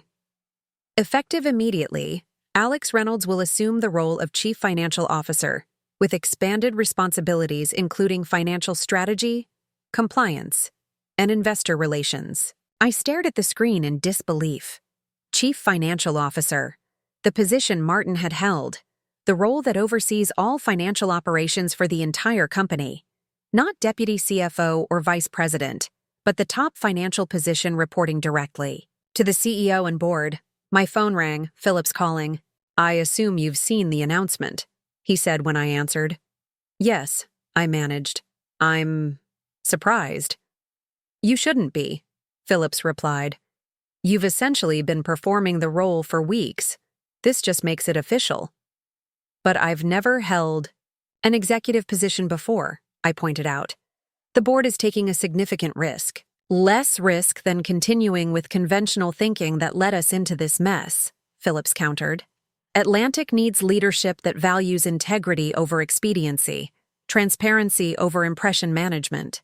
You've demonstrated those qualities consistently. After we hung up, I sat back in my chair, processing the unexpected promotion. 6 months ago, I'd been devastated when denied the deputy CFO role. Now I was being offered a position far beyond that, not through office politics or connections, but through competence and character. My phone buzzed again. Olivia this time. Just heard the news. Congratulations, CFO Reynolds. Dinner tonight to celebrate? Absolutely, I replied. I'll pick you up at 7. As I gathered my things to leave, I passed Martin's former office, soon to be my office. The nameplate had already been removed, the space cleared of his personal items. It awaited its new occupant, a symbolic transition, from the old Atlantic to whatever we would become. The journey from overlooked analyst to CFO had taken an unexpected path through corporate fraud, personal betrayal, and institutional crisis. Not the career trajectory I would have chosen, but perhaps the one I needed, a crucible that burned away my misplaced priorities and revealed what truly mattered. I had entered that office 6 months ago as someone desperate for recognition, from people who didn't deserve my loyalty. I would enter it tomorrow as someone who had earned respect by standing for something greater than personal advancement. As I walked to the elevator, Diane caught up with me, a broad smile on her face. So, Mr. CFO, she teased, does this mean I get a raise? I laughed. Trying to leverage our friendship already? That's bad form, Diane. Worth a shot, she shrugged, then grew serious. Seriously though, Alex, you deserve this. You saved the company when you could have just walked away. We saved the company, I corrected. It wasn't just me. No, but it started with you having the courage to speak up, she insisted. Not everyone would have done that. As I drove to pick up Olivia, I reflected on Diane's words. Perhaps courage was simply doing what's right even when easier options exist. Not grand heroics, but small choices accumulated over time. The decision to investigate rather than ignore, to speak rather than remain silent, to stand firm rather than compromise. Atlantic Precision's future remained uncertain. The road to full recovery would be long and challenging, but for the first time in years, I felt certain about my own path. Not just what I was doing, but why I was doing it. Some might call it vindication, this unexpected elevation to the position I'd once coveted, but it felt different than I'd imagined. Less like victory over those who had wronged me, and more like alignment with something authentic within myself. Martin had promised me a promotion for months, then given it to his nephew. Now he was facing criminal charges while I assumed his former role. Life's symmetry could be both strange and fitting, but the true victory wasn't in the title or office. It was in the discovery that doing the right thing, even at personal risk, could lead to something better than what I had initially sought. The bonus I'd been denied paled in comparison to what I'd gained. Self-respect, meaningful work, renewed relationship with Olivia, and the quiet satisfaction of having made a difference when it mattered most. 18 months passed in what felt like both an eternity and an instant. Atlantic Precision had transformed from a company on the brink of collapse to a case study in corporate recovery. The journey hadn't been smooth or simple, but the results were undeniable. As I reviewed the quarterly financial statements on a crisp autumn morning, I could see the numbers, telling our story in black and white. Revenue had stabilized, then gradually increased. Debt had been restructured on favorable terms. Cash reserves had been rebuilt to appropriate levels. Most importantly, Transparent financial reporting had restored trust with clients, investors, and employees. My office, formerly Martin's, though all traces of him were long gone, had become the hub of Atlantic's financial renaissance. The intimidating dark wood and leather had been replaced with a more collaborative setup, including a conference table where department heads could freely discuss challenges without fear of retribution.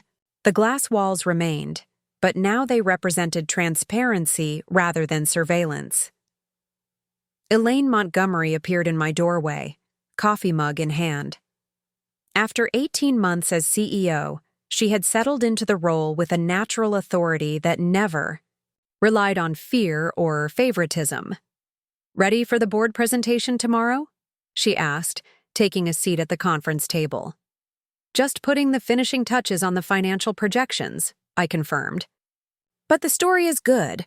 3 consecutive quarters of growth, margins improving, client retention at 92%. "Not bad for a company that almost didn't exist," Elaine observed. "Vernon's particularly interested in the Thompson numbers since they expanded their contract last month." "I've included a detailed breakdown," I assured her. "Their confidence in us has been a cornerstone of our recovery." Elaine nodded thoughtfully. "It's hard to believe how far we've come since those first chaotic weeks. Remember when we weren't sure we could make payroll?" "Vividly," I admitted. "I still have the contingency plans in my files, just in case." "Always prepared," she smiled. "That's why you're the best CFO I've ever worked with."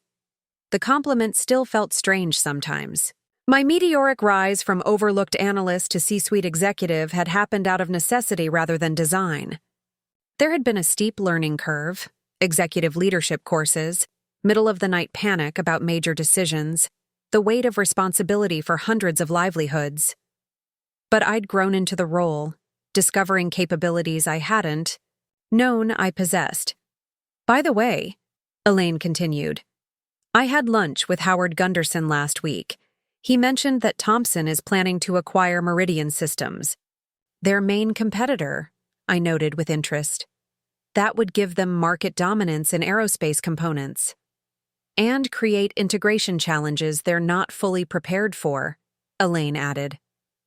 "Howard specifically asked if you might be available for consultation on the financial aspects." I raised an eyebrow. "Is this another recruitment attempt?"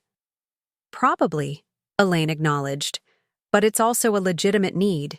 He respects your expertise, especially in identifying hidden financial issues." "I'm flattered, but I'm fully committed to the Atlantic right now," I said, "though I could recommend someone from my professional network who specializes in merger integration." "That would be appreciated," Elaine said, rising to leave. "Oh, and don't forget about the new employee orientation this afternoon. As CFO, you're expected to make an appearance." The new employee orientation had become a key part of Atlantic's reformed culture. Rather than the perfunctory HR presentations of the past, we now included sessions with senior leadership to emphasize our values and expectations from day one. "Wouldn't miss it," I promised. "It's actually my favorite part of the month." After Elaine left, I returned to finalizing the board presentation, ensuring the recovery narrative was supported by concrete data. The honest accounting methods we'd implemented made financial reporting simultaneously more challenging and more reliable. No more manipulated numbers to paper over problems, but also no nasty surprises hiding beneath the surface. My phone buzzed with a calendar reminder: lunch. With Diane at noon, we'd maintained our friendship through Atlantic's transformation, with Diane now serving as VP of Financial Operations, a role she'd earned through both skill and loyalty during the crisis. As I gathered my materials, there was a knock at my door. Caleb stood in the entrance, looking remarkably different from the overconfident nephew who had taken my promotion 18 months ago. The designer suits were gone, replaced by the business-casual attire of Atlantic's operations team. The smug expression had given way to something more thoughtful.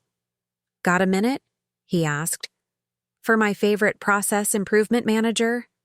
"Always," I replied, gesturing to the conference table. What's up? Caleb had surprised everyone, including himself, by finding his niche in operations.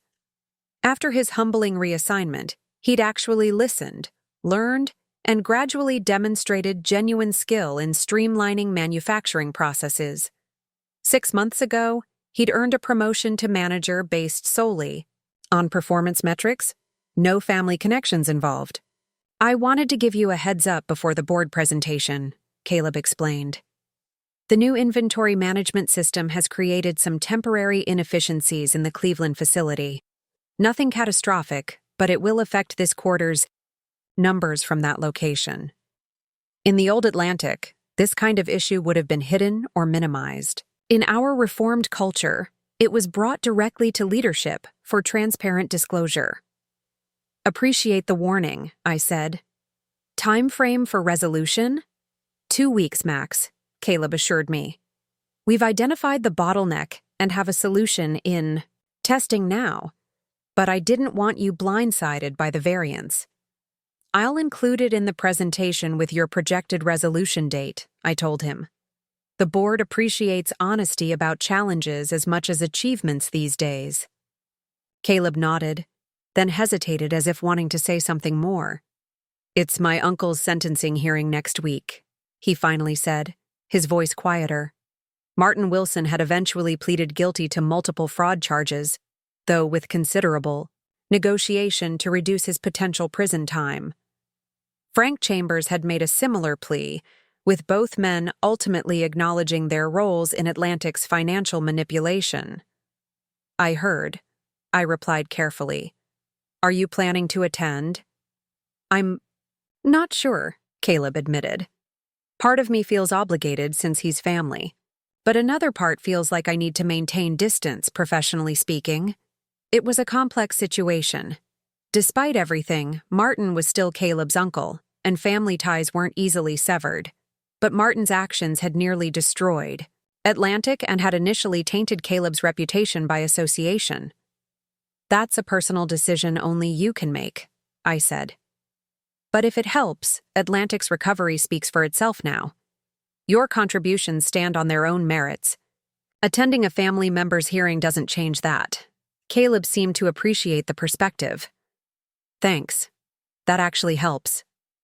He stood to leave, then paused.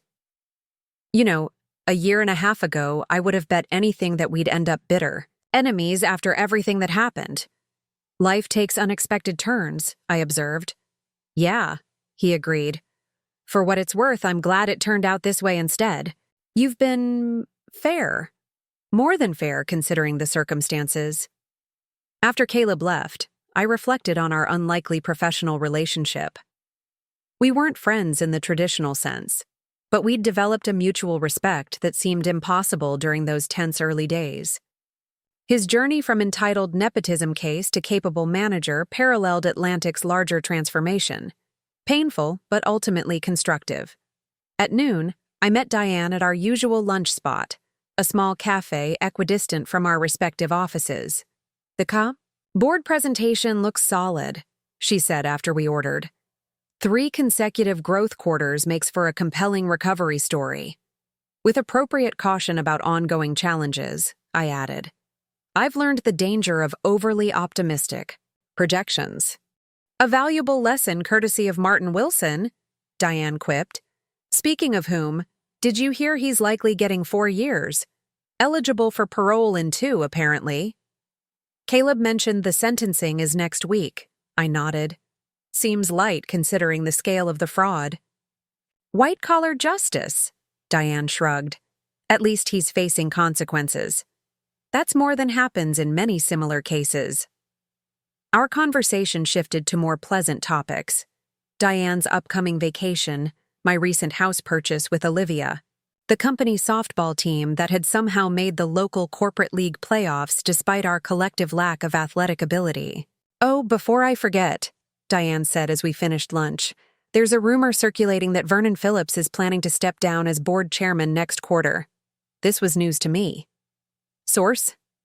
His executive assistant mentioned something to HR about transition planning for board leadership. Diane explained. Nothing official, but the timing aligns with his 70th birthday. I made a mental note to discreetly explore this with Elaine. A board leadership change could have significant implications for Atlantic's continued stability. Back at the office, I had barely settled in when my assistant notified me of an unexpected visitor. Howard Gunderson from Thompson Aerospace had stopped by without an appointment. "Send him in," I instructed, curious about the unscheduled visit. Howard entered with his characteristic directness, dispensing with pleasantries. "Alex, I'll get right to it.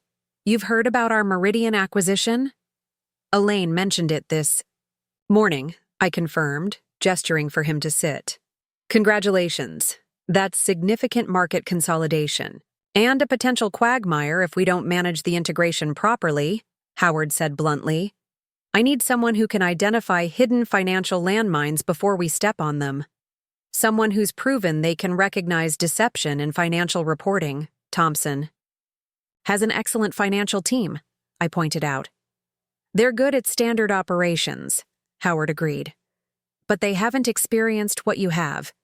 Uncovering systematic manipulation and then rebuilding from the wreckage. That's a specialized skill set." I understood where this was heading. "Howard, I appreciate your confidence, but I'm fully committed to Atlantic right now." "I'm not asking you to leave the Atlantic," Howard clarified. "I'm proposing a consulting arrangement, 1 day per week for 6 months during the integration phase. Atlantic would benefit too, with strengthened ties to Thompson during a critical growth period." The proposal was unexpected. A consulting role would allow me to help Thompson without abandoning my responsibilities at Atlantic. It would also expand my professional experience and create valuable networking opportunities. "I'd need to discuss this with Elaine and the board," I said cautiously. "There could be conflict of interest concerns." "Of course," Howard nodded. "I've already floated the concept with Elaine. She seemed receptive, provided appropriate boundaries are established." This was typical of Elaine's leadership style, identifying mutually beneficial arrangements rather than clinging to rigid hierarchies. Still, the decision required careful consideration. "Let me think about it," I promised, "and discuss the details with our legal team." "Fair enough," Howard said, standing to leave. "By the way, I'm attending an economic forum next month with several aerospace industry leaders. We'd welcome Atlantic's perspective if you or Elaine are interested in participating." The invitation represented another milestone in Atlantic's rehabilitation, from a company fighting for survival to one whose insights were valued in industry discussions. "I'll check our schedules," I told him. Elaine would be particularly interested in the supply chain resilience panel. After Howard departed, I headed to the auditorium for the new employee orientation. 15 fresh faces looked back at me from the front rows.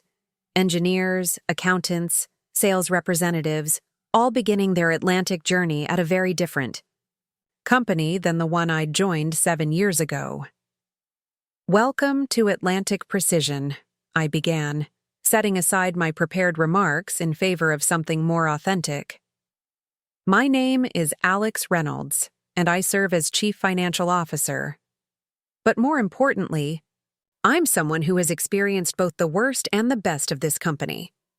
For the next 15 minutes, I shared an abbreviated version of Atlantic's recent history, the financial manipulation, the near collapse, and the painstaking rebuilding. I emphasized the lessons learned and the values that now guided our operations. "Integrity isn't just a word on our website," I told them. "It's the foundation of our survival and growth. We learned the hard way that shortcuts and deception eventually fail, while transparency and accountability create sustainable success." The new employees seemed genuinely engaged, asking thoughtful questions about financial controls, reporting structures, and ethical guidelines. Their interest reflected the company culture we'd worked so hard to establish, one where asking questions was encouraged rather than discouraged.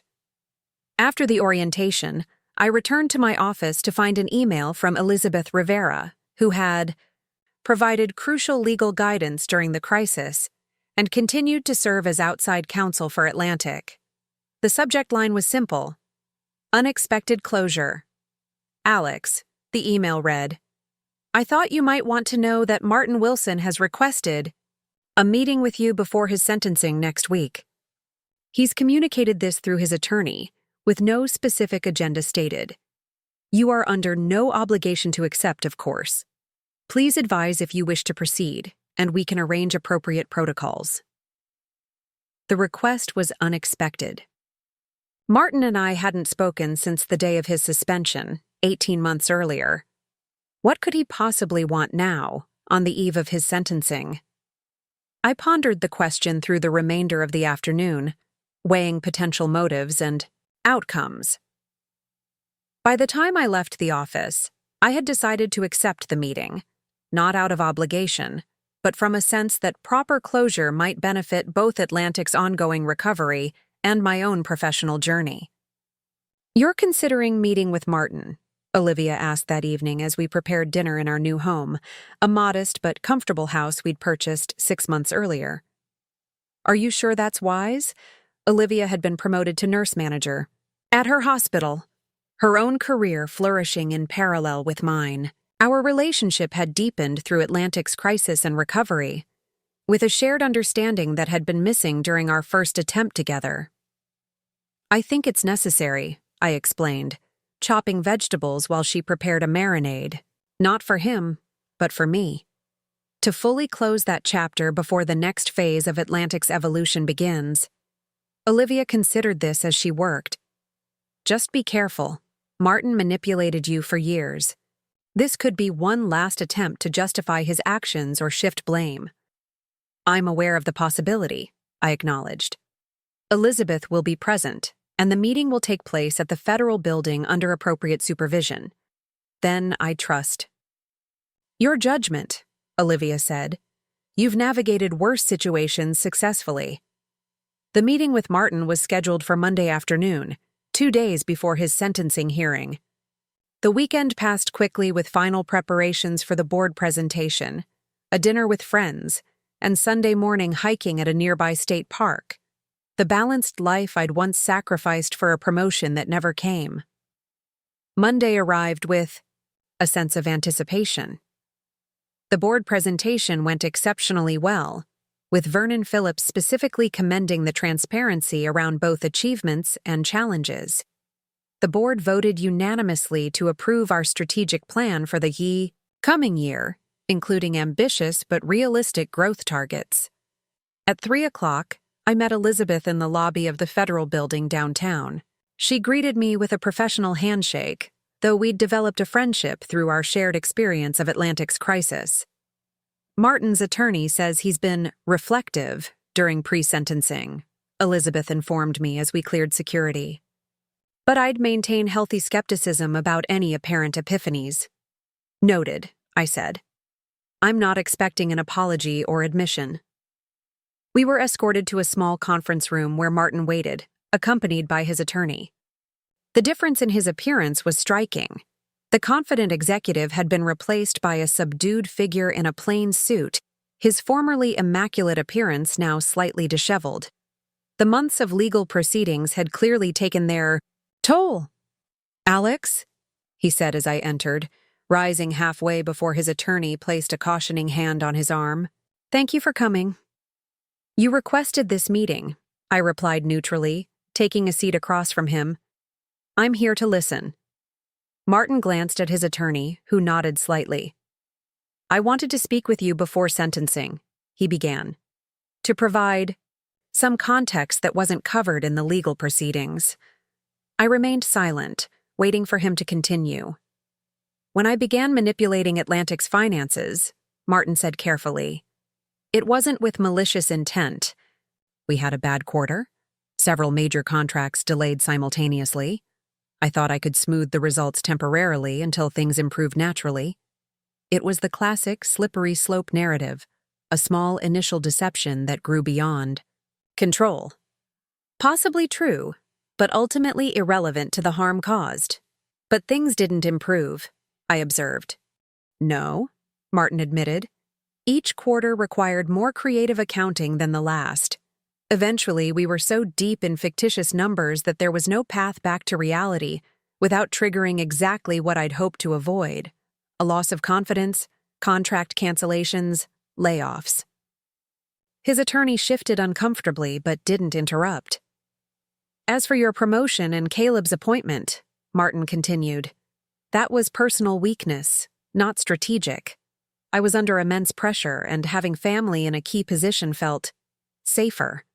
I knew you were more qualified, but I couldn't risk someone too independent in that role." The admission confirmed what I'd long suspected. My competence had been my disqualification. The very qualities that made me valuable to Atlantic now had made me dangerous to Martin's scheme. "I'm not asking for forgiveness," Martin clarified, perhaps seeing something in my expression. "What I did was wrong, period. But I wanted you to know it wasn't about you personally. You were an excellent analyst who deserved better than I gave you." I considered my response carefully. "Why tell me this now? How does this benefit either of us at this point?" Martin looked directly at me for the first time. "Because you're leading the company I nearly destroyed. Because despite everything, I care about what happens to the Atlantic and the people there. And because facing consequences has forced me to reflect on the person I became." His sincerity seemed genuine, though that meant little given his history of deception. Still, there was something different in his demeanor. Less the calculating executive, and more a man confronting his failures. "Atlantic is thriving now," I told him, neither accusatory nor consoling. "Not because of what happened, but despite it. The team rebuilt from the foundation up, with transparency and integrity as non-negotiable values." "As it should be," Martin nodded. "Frank and I lost sight of that somewhere along the way. The quarterly results became more important than the methods used to achieve them." We talked for another 20 minutes, not as friends or even colleagues, but as two professionals acknowledging a shared experience from opposite sides. Martin provided insights into how the manipulation had begun and evolved, information that might help prevent similar situations in other companies. I shared limited details about Atlantic's recovery, emphasizing the structural changes rather than specific results. As our time concluded, Martin asked a final question. "How is Caleb doing?" The personal inquiry seemed to carry genuine concern beneath the professional veneer. "He's found his place," I answered honestly. "Different from what you envisioned for him, but better suited to his actual abilities. He's earned respect through his work, not his connections." Relief flickered across Martin's face. "Good. He deserved a chance to succeed or fail on his own merits. I didn't do him any favors with that deputy CFO appointment." As Elizabeth and I left the federal building, she asked, "Was that meeting worthwhile?" Considered the question. "Not in any practical sense. Atlantic's path forward doesn't depend on Martin's perspective or approval." "But," she prompted, sensing more. "But there's value in understanding how things went wrong," I acknowledged. "Not to excuse it, but to prevent similar patterns in the future." That evening, I recounted the meeting to Olivia as we walked through our neighborhood, enjoying the autumn colors and cooling temperatures. "Do you believe he's genuinely remorseful?" she asked. "I think he regrets the consequences," I replied. "Whether that's the same as remorse is debatable, but it doesn't really matter either way." "Because the Atlantic has moved beyond him," Olivia observed. "Exactly. We've built something stronger than what existed before, with or without his acknowledgement." The next morning, I arrived at the office to find an update from Vernon Phillips. Confirming Diane's rumor, he would indeed be stepping down as board chairman at the end of the quarter. More surprisingly, the message included an invitation to discuss my potential nomination to the board following his departure. Board membership would represent another unexpected evolution in my Atlantic journey, from analyst to CFO to potential director, helping guide the company's long-term strategy. The prospect was both daunting and exciting. As I considered this latest development, Elaine appeared in my doorway. "I assume Vernon has shared his news and proposal?" she asked, looking pleased. "Just this morning," I confirmed. "It's an unexpected honor, but well-deserved," Elaine insisted.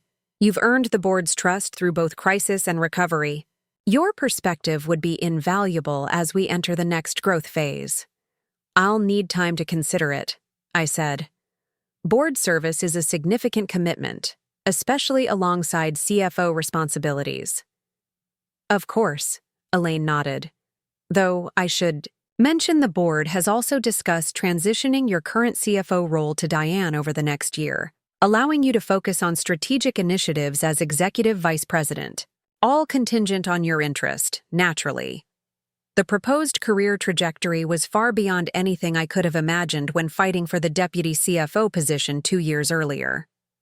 Through a strange, circuitous path of betrayal, crisis, and rebuilding, I had arrived at opportunities that would never have materialized in Atlantic's previous incarnation. "One more thing before I forget," Elaine added. "Howard Gunderson called this morning.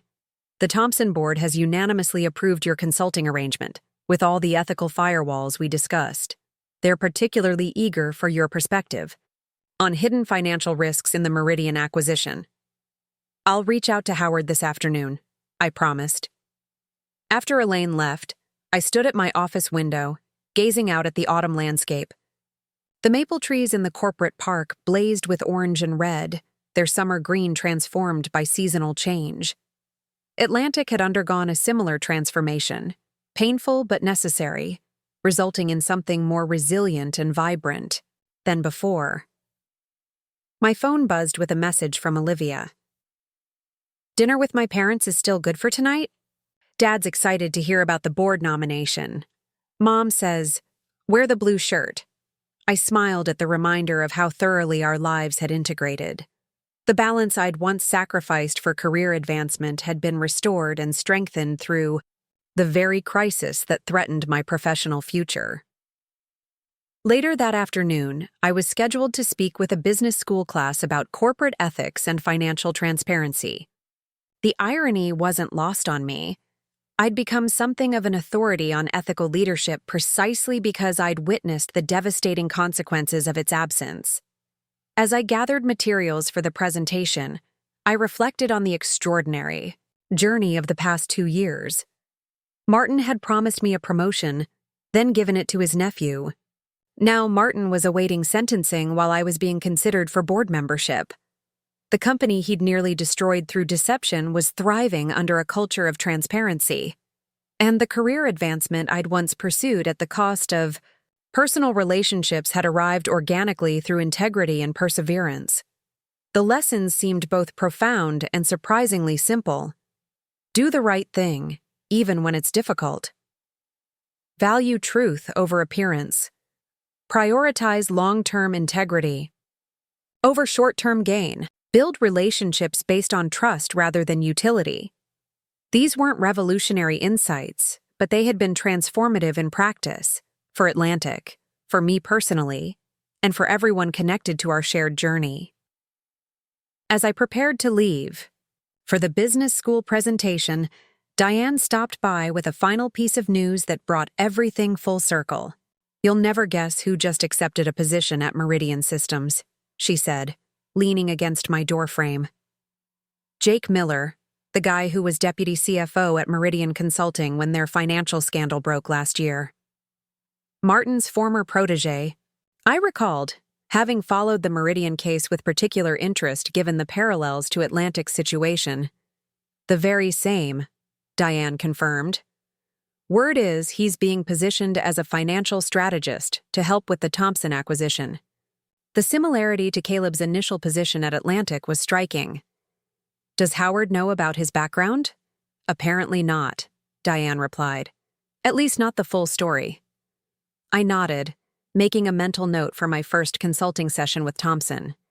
History didn't have to repeat itself, not if someone recognized the warning signs. "Thanks for the heads up," I told Diane. "That information could prove very valuable." As I drove to the business school, I considered the symmetry of the situation. 2 years ago, I was the financial analyst discovering troubling patterns that others had missed or ignored. Now, I would potentially help Thompson avoid similar pitfalls in their acquisition, using the very expertise forged through Atlantic's crisis. The bonus Martin had denied me and given to his nephew had been a turning point, not because of the money itself, but because it had forced me to reevaluate my priorities and allegiances. That painful moment had ultimately led to a career and life far more fulfilling than what I had originally pursued. Sometimes the greatest opportunities arise from our greatest disappointments. Sometimes the path to success requires first acknowledging failure. And sometimes the best revenge isn't revenge at all. It's creating something better from the wreckage of what was lost. As Atlantic Precision had discovered through painful experience, the foundation matters more than the facade. In business, as in life, integrity isn't just morally preferable, it's ultimately more sustainable. Martin had promised me a promotion, then given it to his nephew. In doing so, he had inadvertently set in motion a chain of events that saved the company from bankruptcy, transformed its culture, and revealed capabilities I might never have discovered. Otherwise, life does indeed come at you fast, sometimes in ways you never expect, and sometimes for the better. Looking for more? We've got 2 amazing stories ready for you right on screen. If this one touched you, these are absolutely worth your time. Click to watch them now. And hey, subscribe and hit that bell to never miss our latest uploads.